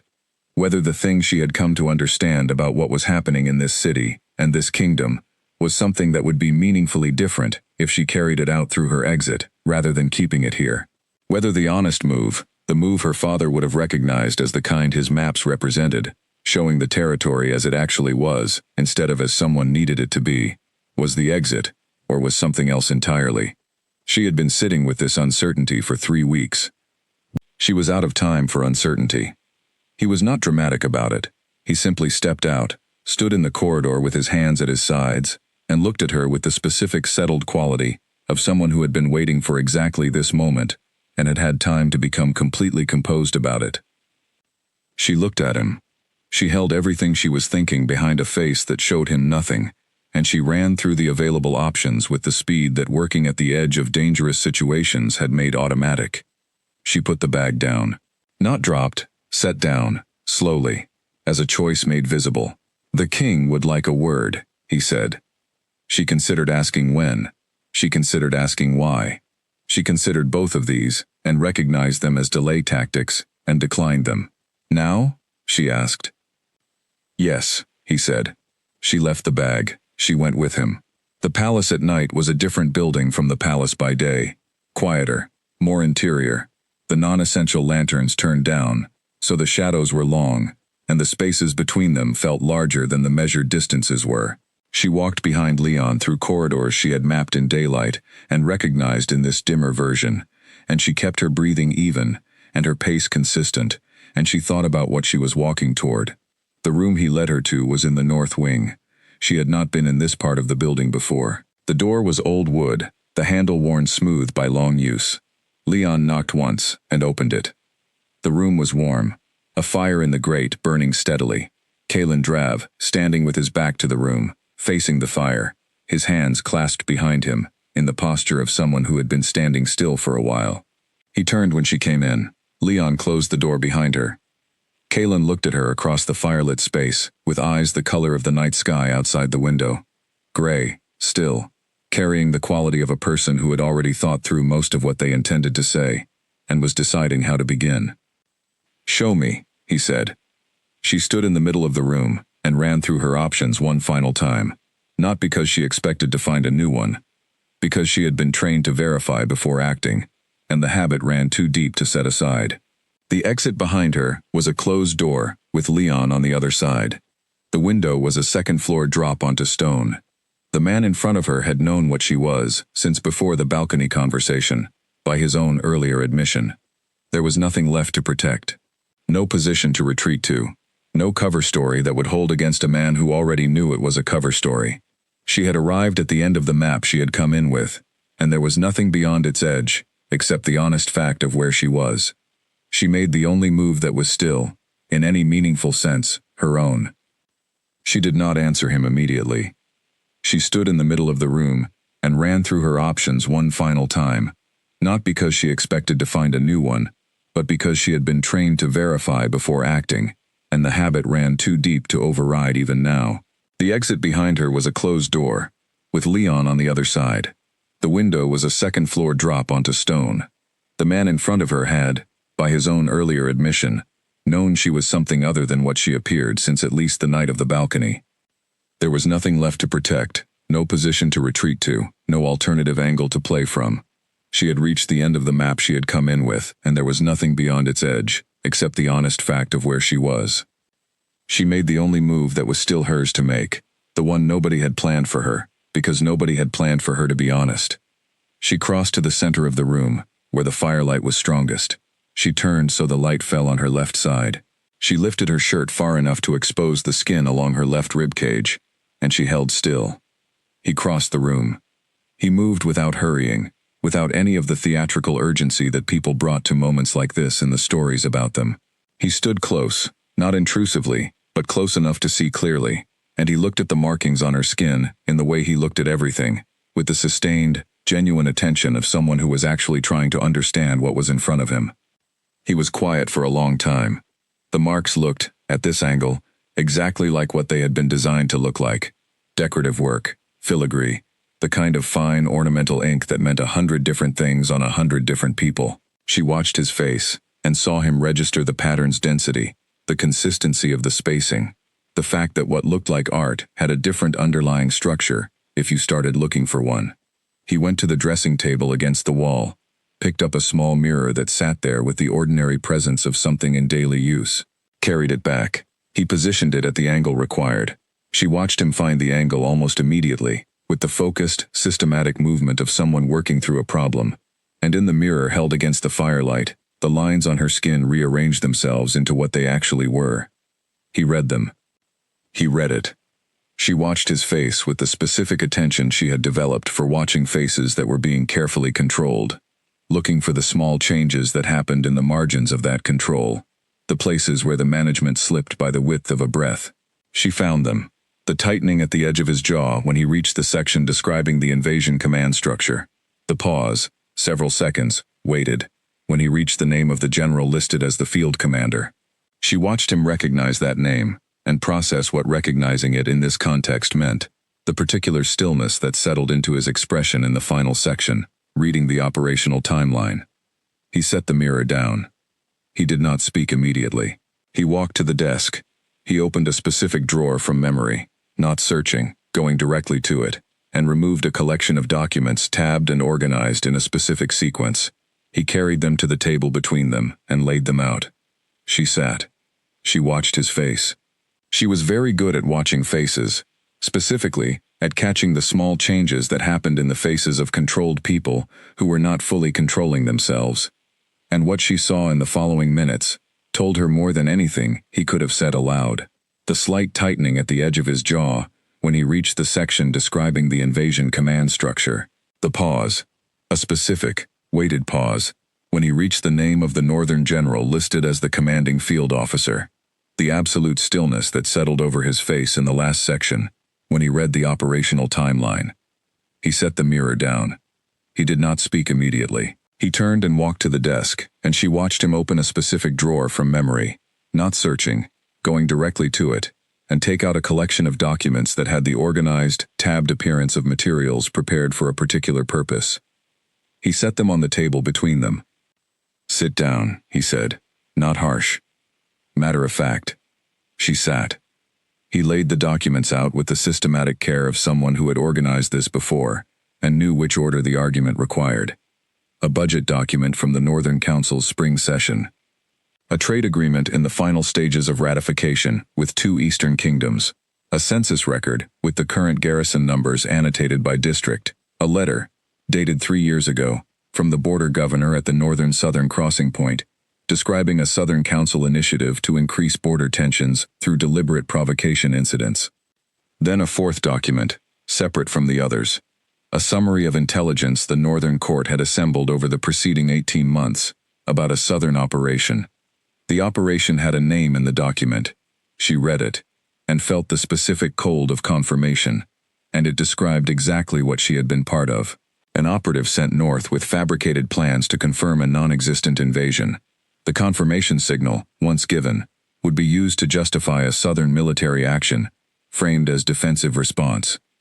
And attached to the summary, a notation about the operative's expected disposal, once the confirmation was delivered. She looked at this last page for a long time. "The plan's on your skin," he said, sitting across from her. "Describe an invasion this kingdom is not planning, and has never planned." The field general named in them retired from active duty 3 years ago. The supply coordinates are civilian locations. The troop formations don't match our current garrison by a factor of 3. I know, she said. A pause. You know, he said, without inflection. I've been checking the details against what I could observe for 2 months, she said. Nothing confirms. I came in intending to confirm the plans. I couldn't, because there's nothing to confirm. He looked at her steadily. She could not read in this moment what he was thinking, because the specific quality of his expression was the one that people had when they were thinking carefully rather than reacting, and thinking carefully did not produce readable surface expressions. How long have you known they were fabricated? He asked. I reached a firm conclusion about 10 days ago, she said. I had been building toward it for longer. And you didn't leave? No. Why? She considered this for a moment. Not the honest answer. She had the honest answer immediately, the way you always had answers to questions about yourself that you'd been living inside. She was deciding whether to say it.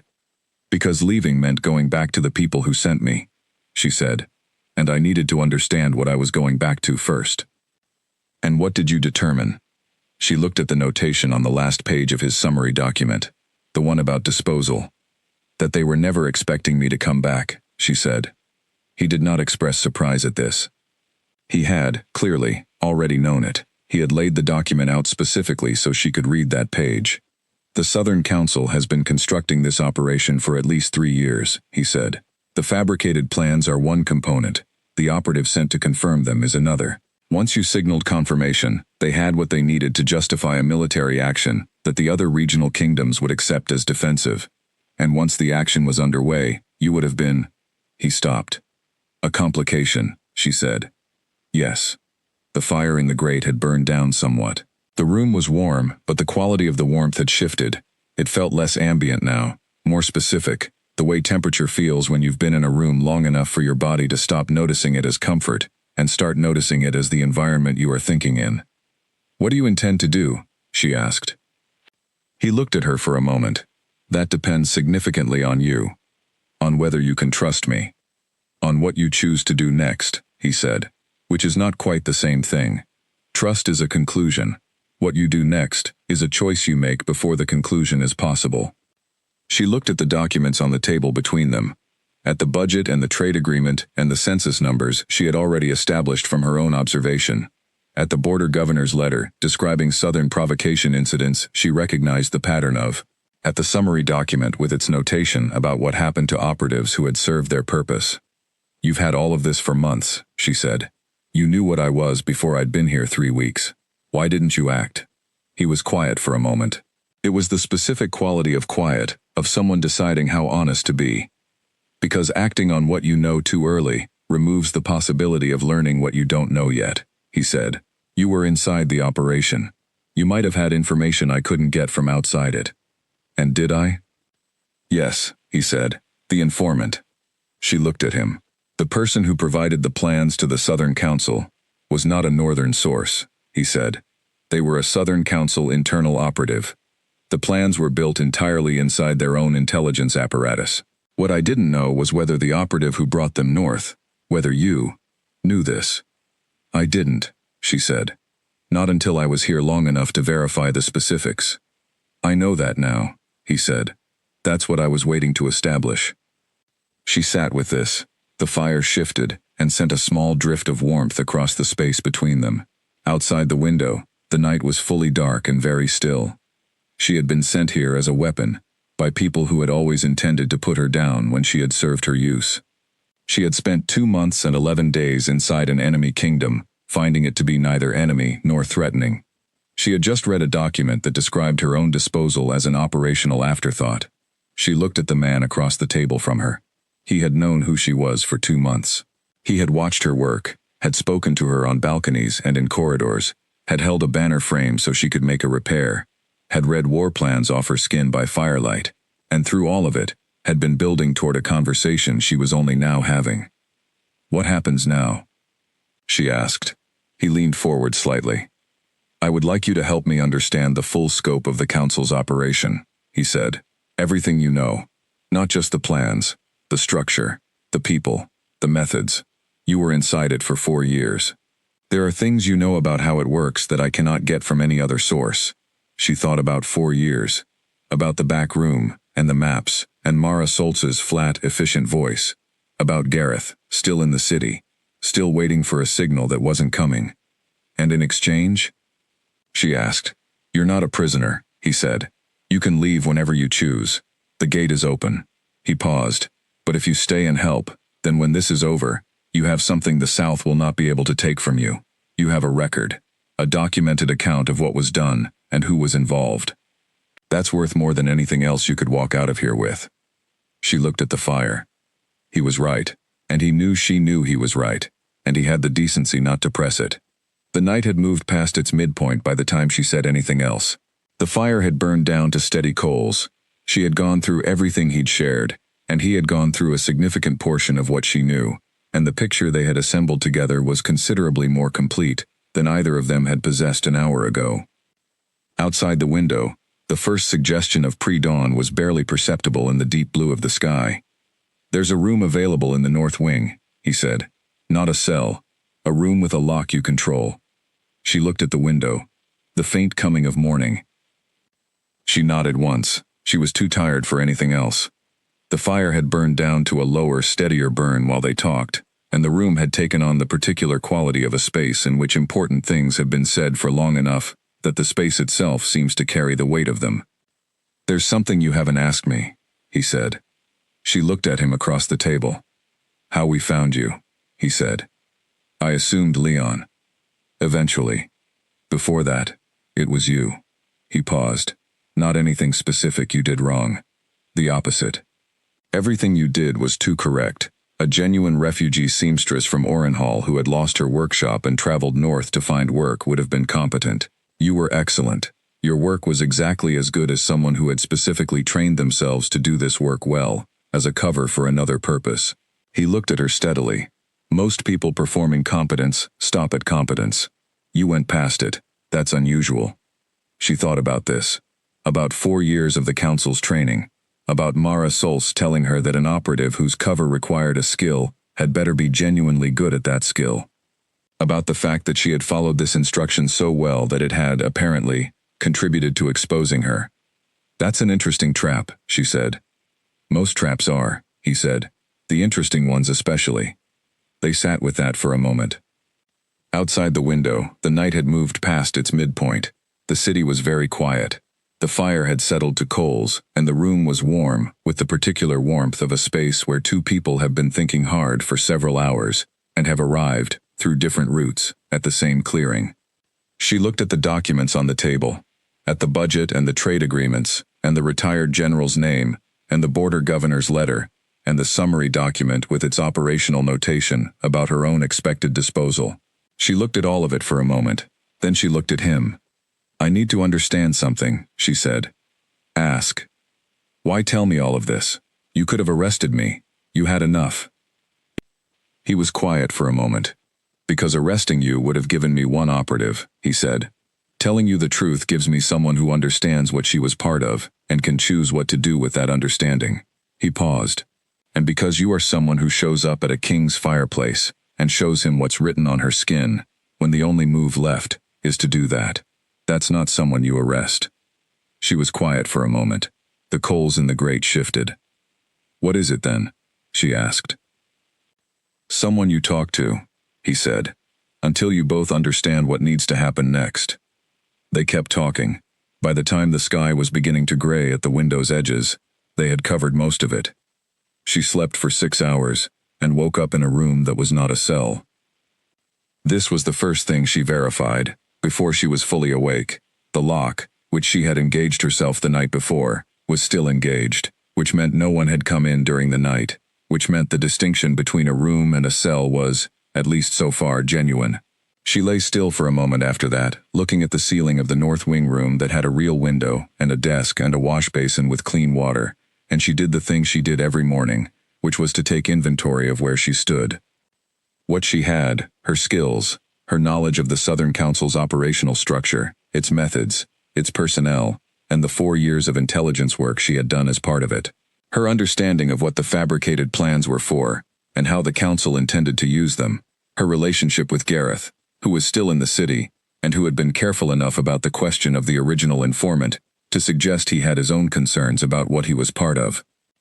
What she did not have, a clear path forward, a certainty about what Kaelin's court intended to do with the information she had just given them, or any remaining connection to a life south of the border that hadn't been built on a foundation she now knew was designed to collapse. She got up, washed her face, sat at the desk for a few minutes and organized her thoughts with the practical efficiency of someone who had learned that the time between waking and beginning the day's work was the most valuable thinking time available. Then she went to find Owen. Owen was Kaelin's administrative and intelligence coordinator, a thin, precise man in his 40s who carried an expression of compressed professional responsibility that she had learned to read as the baseline mood of someone managing a great deal of complexity very carefully. He was in his office when she arrived, which was clearly where he spent most of his time, and he received her with the formal courtesy of a man who had been told to cooperate with her, and had decided that cooperating did not require him to hide the fact that he had significant reservations about it. She respected this. It was exactly the response she would have had if their positions were reversed. "I need to know what format is most useful for what I'm sharing," she said, sitting across from his desk. "The structure, or the personnel, or the specific operational methodology. Where do you want to start?" He looked at her for a moment, with the assessing steadiness of someone deciding how much credibility to extend before it was earned. "The structure," he said.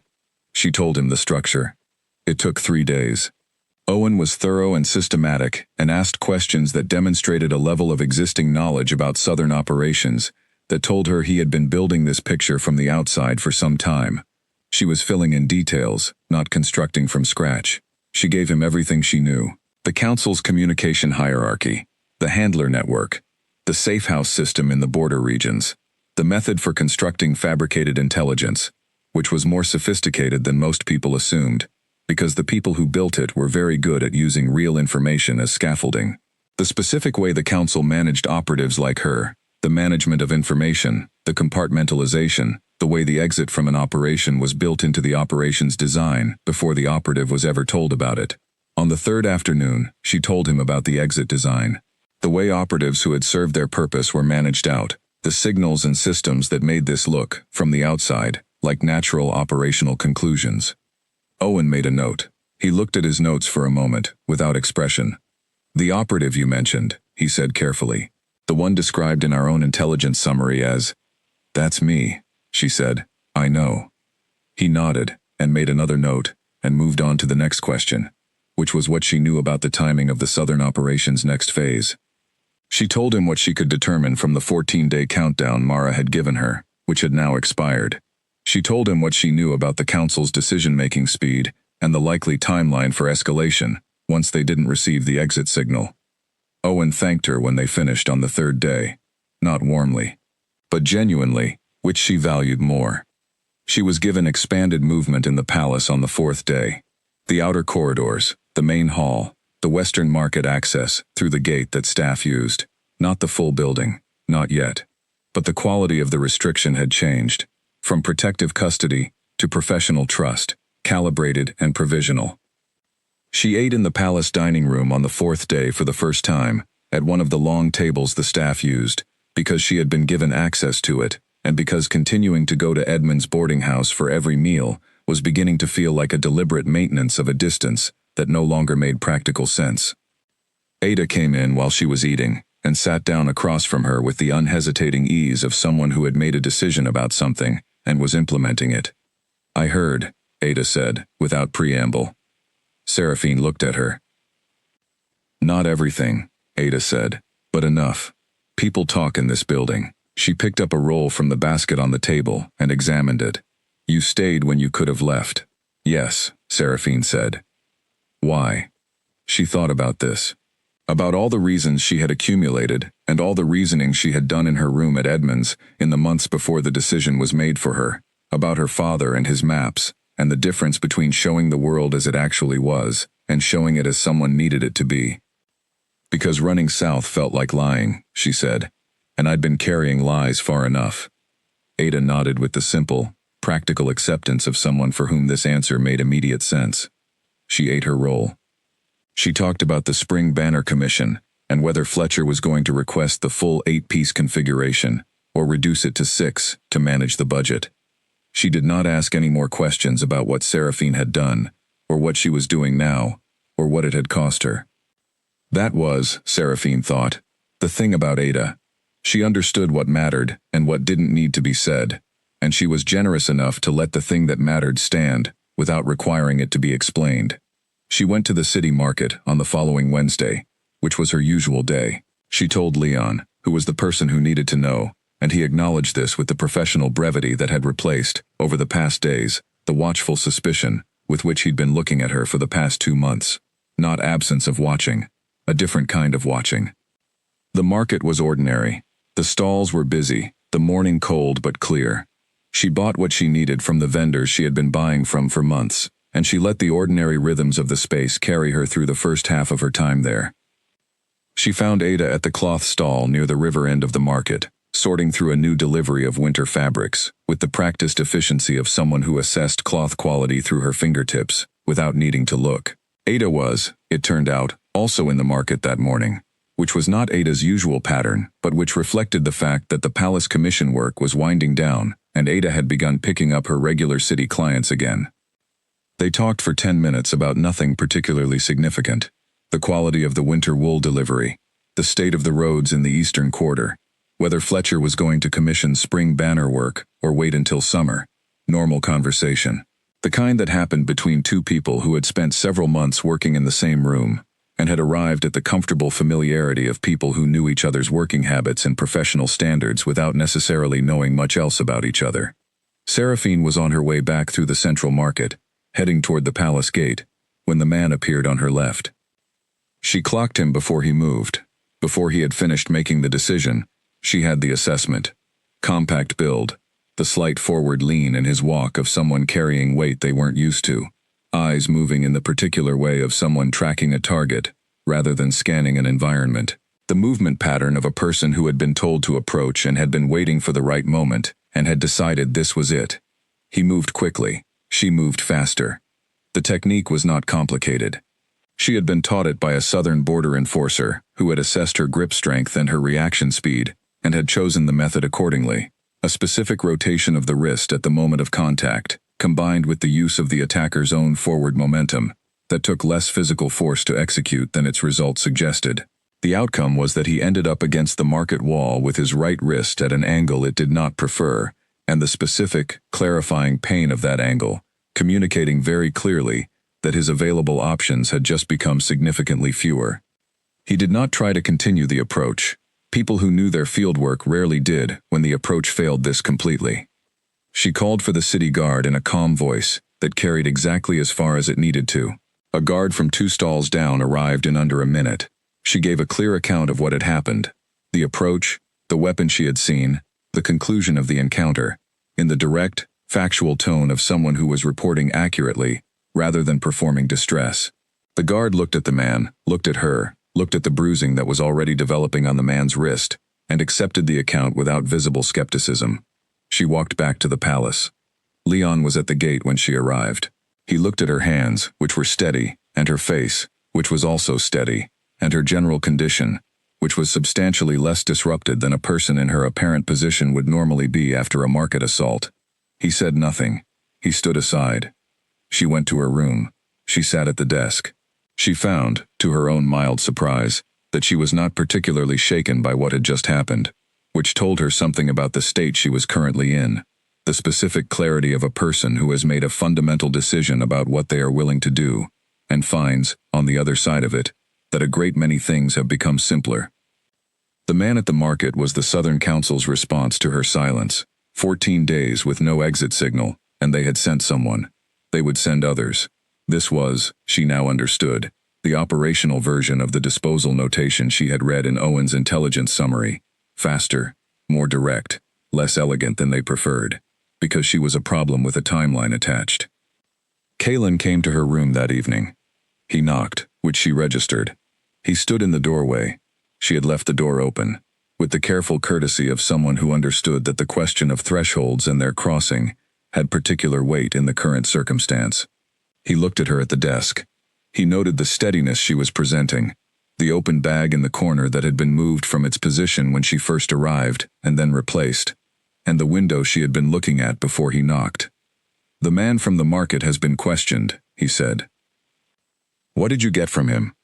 "A name in the Southern Council. The name matches one we already had." He confirmed the timeline for the next approach. She looked at him. "How long?" "A week. Maybe less." She nodded. He stayed in the doorway. He was, she noticed, waiting.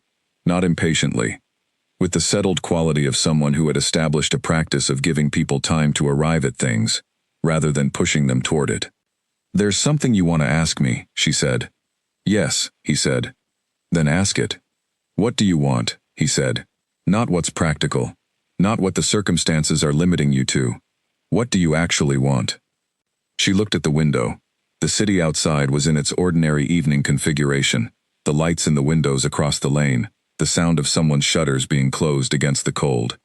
She thought about the South, about the council's building in the city where she had worked in the back room for 4 years, making information mean something for people who had, apparently, been planning her death before they asked her to do their most important job.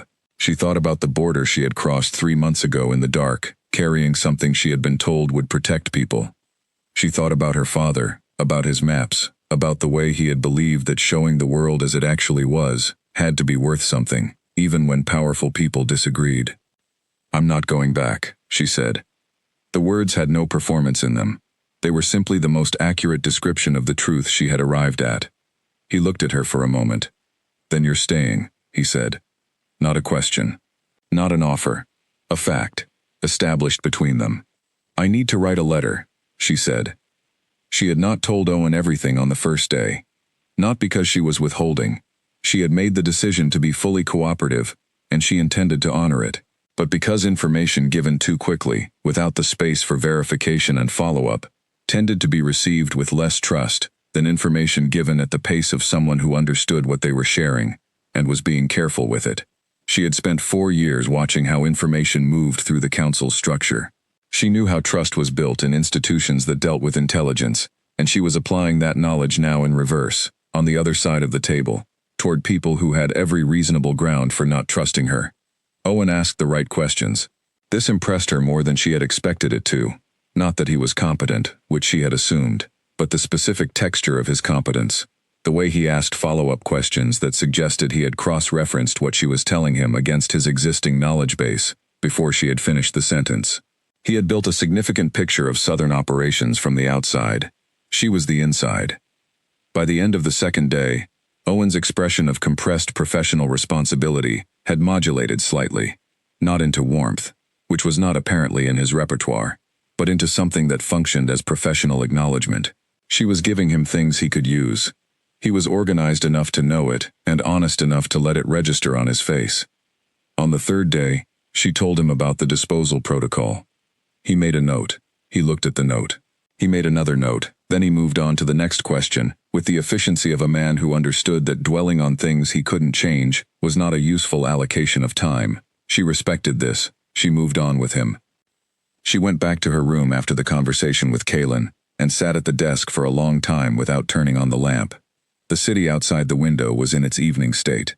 Lights in the windows across the lane, the sound of someone's shutters being pulled against the cold, the distant, ordinary sounds of a city at the end of its working day.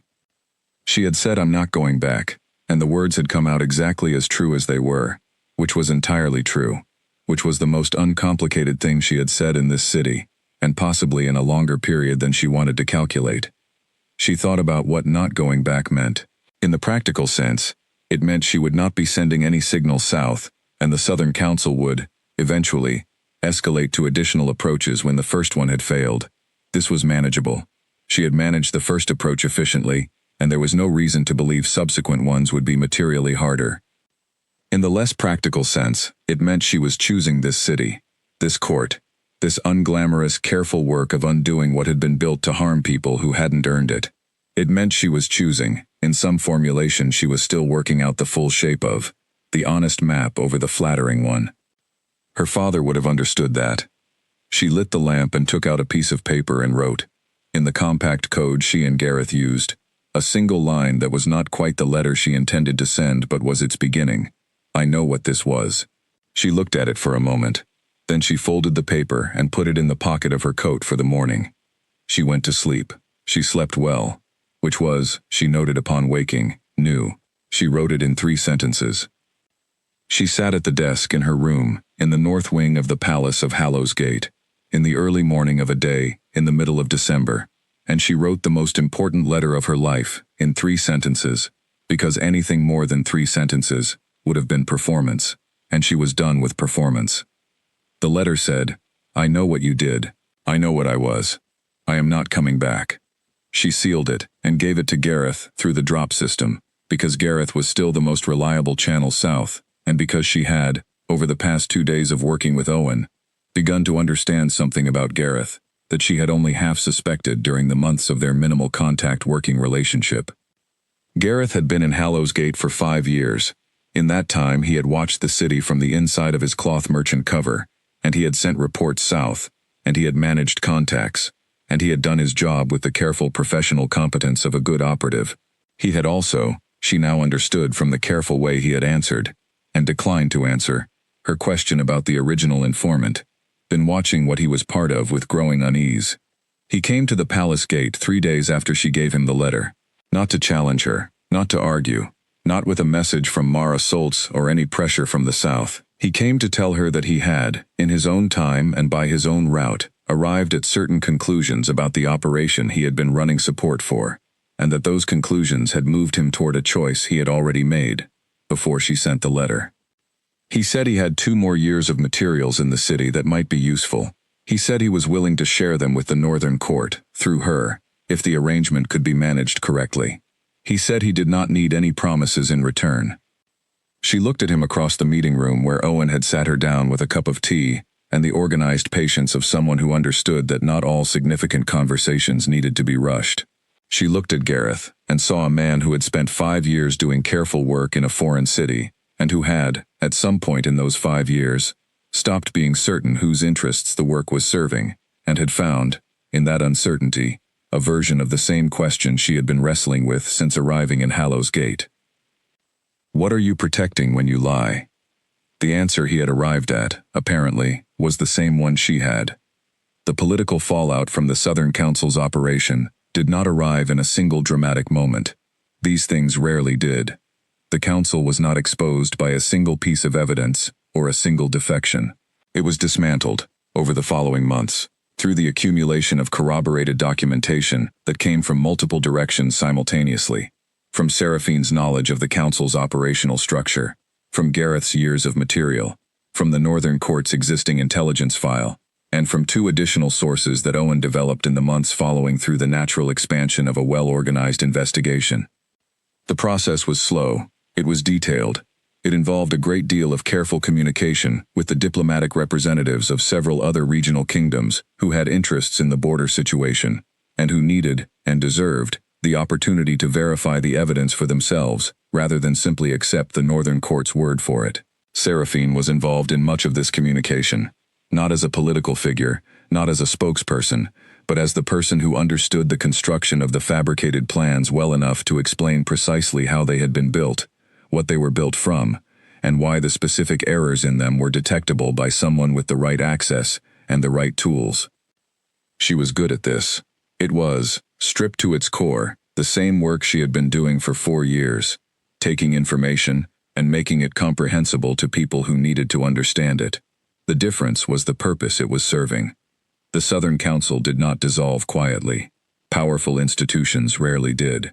3 of its members negotiated separate arrangements with the kingdoms they had wronged. 2 did not. Mara Solce, in the final accounting, made no arrangement with anyone and offered no statement. She simply stopped being reachable, which was either a disappearance or something worse, and no one who had known her work was particularly surprised. Seraphine found, to her own surprise, that she felt almost nothing about this. She had spent 4 years working under Mara's direction, and had respected the woman's competence even as she came to understand the full shape of what that competence had been used for. The absence of a reckoning was not satisfying, but it was also not particularly unsatisfying. The work that had mattered had been done. The operation had been exposed. The war it was designed to start had not started. That was the thing that mattered. That was the thing she came back to when she looked at the whole picture. The war that had been manufactured failed to happen. Not in a single dramatic moment. These things never ended in single dramatic moments. But gradually, through the failure of its mechanisms, the fabricated plans lost their credibility as the corroborating evidence was dismantled. The southern border stations, which had been positioned for escalation, were stood down when the political justification for escalation evaporated. The kingdoms that had been watching the situation from their own cautious distances began, slowly, to resume the normal business of regional trade. It was unglamorous. It was slow. It would not, she thought, be remembered with monuments, because you couldn't point to the exact moment the war had stopped being possible. You could only point to the long, careful, largely invisible work that had made stopping it possible. Her father would have understood this. He had always said that the world was changed more by maps than by armies, by people who showed the territory as it actually was, rather than as anyone needed it to be. She had been trying to do that kind of work, in one form or another, since she was old enough to understand that her eyes worked differently from most people's. The tattoo remained. Nora asked her about it one morning, 3 months into the new year, with the plain directness of a professional, addressing a fact she had observed and never received an answer to. She was treating Seraphine's ankle, which had been giving her occasional trouble since the fall in the market, and her hands found the markings again in the course of the examination. "I know what it is," Nora said, without drama. "I know you do," Seraphine said. "Does it serve a purpose anymore?" Seraphine thought about this for a moment. "Yes," she said. "Not the one it was made for." Nora nodded, with the equanimity of a healer who understood that bodies carried things the mind had not finished with yet, and moved on without pressing further. People in the palace eventually learned it existed. This was inevitable. Rooms are not completely private, and the people in them are not completely silent, and enough time passed that the story of the seamstress who had crossed the border carrying fabricated war plans on her skin became part of the palace's particular internal history. People asked about it with varying degrees of tact. She answered with varying degrees of detail depending on who was asking and why. The answer she gave most often was the simplest one. It was a record. A record of what people had tried to make her carry. A record of the weight and shape of it, the specific kind of trust that had been weaponized, the distance between what she had been told she was doing and what she had actually been doing. A record of the night a king had held a mirror against the firelight and read it back to her, and of everything that had been different afterward. Kaelin asked her about it once, in the second year, not as a question about removal but as a question about her, the kind of direct, quiet question she had come to expect from him, the kind that didn't perform anything and didn't require performance in return. "Do you want it gone?" he asked. "No," she said. He didn't ask again. They argued about other things. Quite a lot of other things, actually, because she was not deferential by nature, and he did not want her to be. And the work they were doing together, the slow, careful work of building a documented account of everything that had happened, and of establishing what the border territories actually looked like, without the distortions either side had applied, was work that involved a great many decisions that two people with good minds and different angles of approach did not always agree on. The arguments were the honest kind, the kind between people who respect each other enough to disagree out loud. She had not had those kinds of arguments with anyone in a long time, and she found, in them, something she had not known she had been missing. Something was building between them, quietly, in the space where the honest arguments happened, and in the evenings, when neither of them were arguing, and were instead simply in the same room working, and in the small moments when he looked at her with that storm-gray attention that had started something shifting in her on the night of the balcony, and had never quite stopped shifting since. She was not in a hurry about it. She did not think he was either. They were both people who had learned that the things worth building required time, and were not improved by rushing. Spring came. The Eastern Pass roads were finished on the schedule the king had fought for, which meant the trade routes into the hill country opened a full month earlier than the previous year's timeline, and the merchants in the city were vocally pleased about it. Ada told her this with the informed enthusiasm of someone who had personal and professional stakes in the health of the trade network. Over tea in the market tea house where they had, over the preceding months, established a habit of meeting on Wednesday mornings. Ada did not know all of it. She knew enough, knew that Seraphine had stayed when she could have left, and that staying had been complicated, and that the complicated part was over now, and what remained was a different kind of life than the one Seraphine had come in with. Ada had decided, with the practical generosity of a woman who had learned a long time ago that people were usually more than they first appeared, that this was sufficient to base a friendship on. The friendship was, Seraphine found, one of the better things she had acquired in Hallows Gate. There were days when she thought about Mara Soltz, not with anger, which she found she could not quite sustain, but with something cooler and more specific. Something like the feeling of having read a map that was drawn to serve an argument, rather than show a place. Mara had been extraordinarily good at her work. The work had been extraordinary in its wrongness. Those two things existed in the same space, and would not resolve into something simpler no matter how long she looked at them, so she kept them as they were, complicated, true, and finished. The border she had crossed in the dark 3 months before her life changed was now documented at its correct position on the map she was making. She had walked every inch of it once, in one direction, in the dark, carrying something she had not fully understood. She understood it now. The understanding was the map. In the late spring, she began work on a new map. Not a commission, not a piece for the palace or the court or any official purpose. A personal project, worked on at the desk in her room in the evenings, and on the days when the official documentation work gave her time. She was mapping the border territories, Orenhall, the crossing points, the land between the two kingdoms, as they actually were, without the distortions that 30 years of competing political interests had introduced into the official cartography. Using her father's original survey notes, which she had located in a southern archive through the documentation process, and had been given copies of. Using her own observations from years of working with the information. Using the border governor's records that had come out of the Northern Intelligence file. It was the most honest map she had ever made. She was working on it on a Tuesday evening in late May, when Kalen came to look. He came in without knocking. She had stopped locking the door some time ago, and he had stopped waiting to be invited some time after that, and the transition had happened so gradually that neither of them had formally acknowledged it, which was its own kind of acknowledgement. He stood behind her chair and looked at the map for a long time. She kept working. The border crossing where she had waded the river in the dark 3 months ago was rendered in its correct position. The village of Stonebell was there, properly placed. The road to Hallows Gate ran east in its true alignment, which was slightly different from the official maps on both sides, because the official maps on both sides had introduced small errors that suited their respective narratives.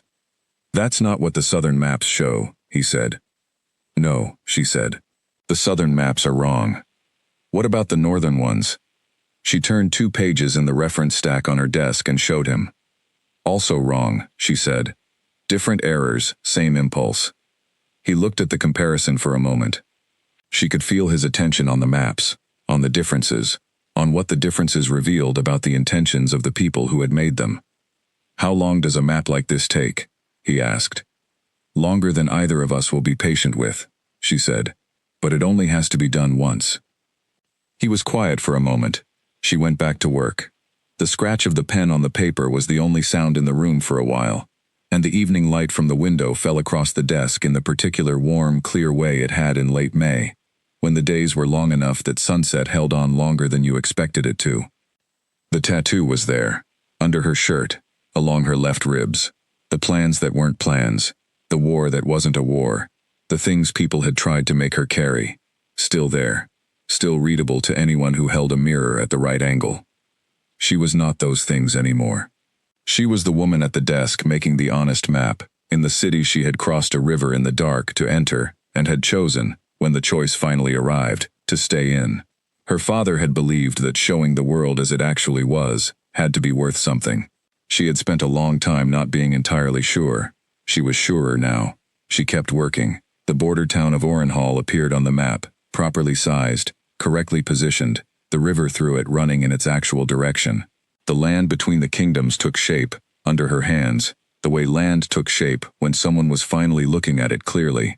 Complicated, imperfect, real. Outside, Hallows Gate went about its evening. The river ran under its bridges. The eastern pass roads carried their first full season of trade toward the hill country. The city that had surprised her by being nothing like what she had expected went on being itself, settled and permanent, and entirely unconcerned with how many people had needed it to be something else. She drew the southern border as it was. She drew it true. It was, she thought, the most important line she had ever made.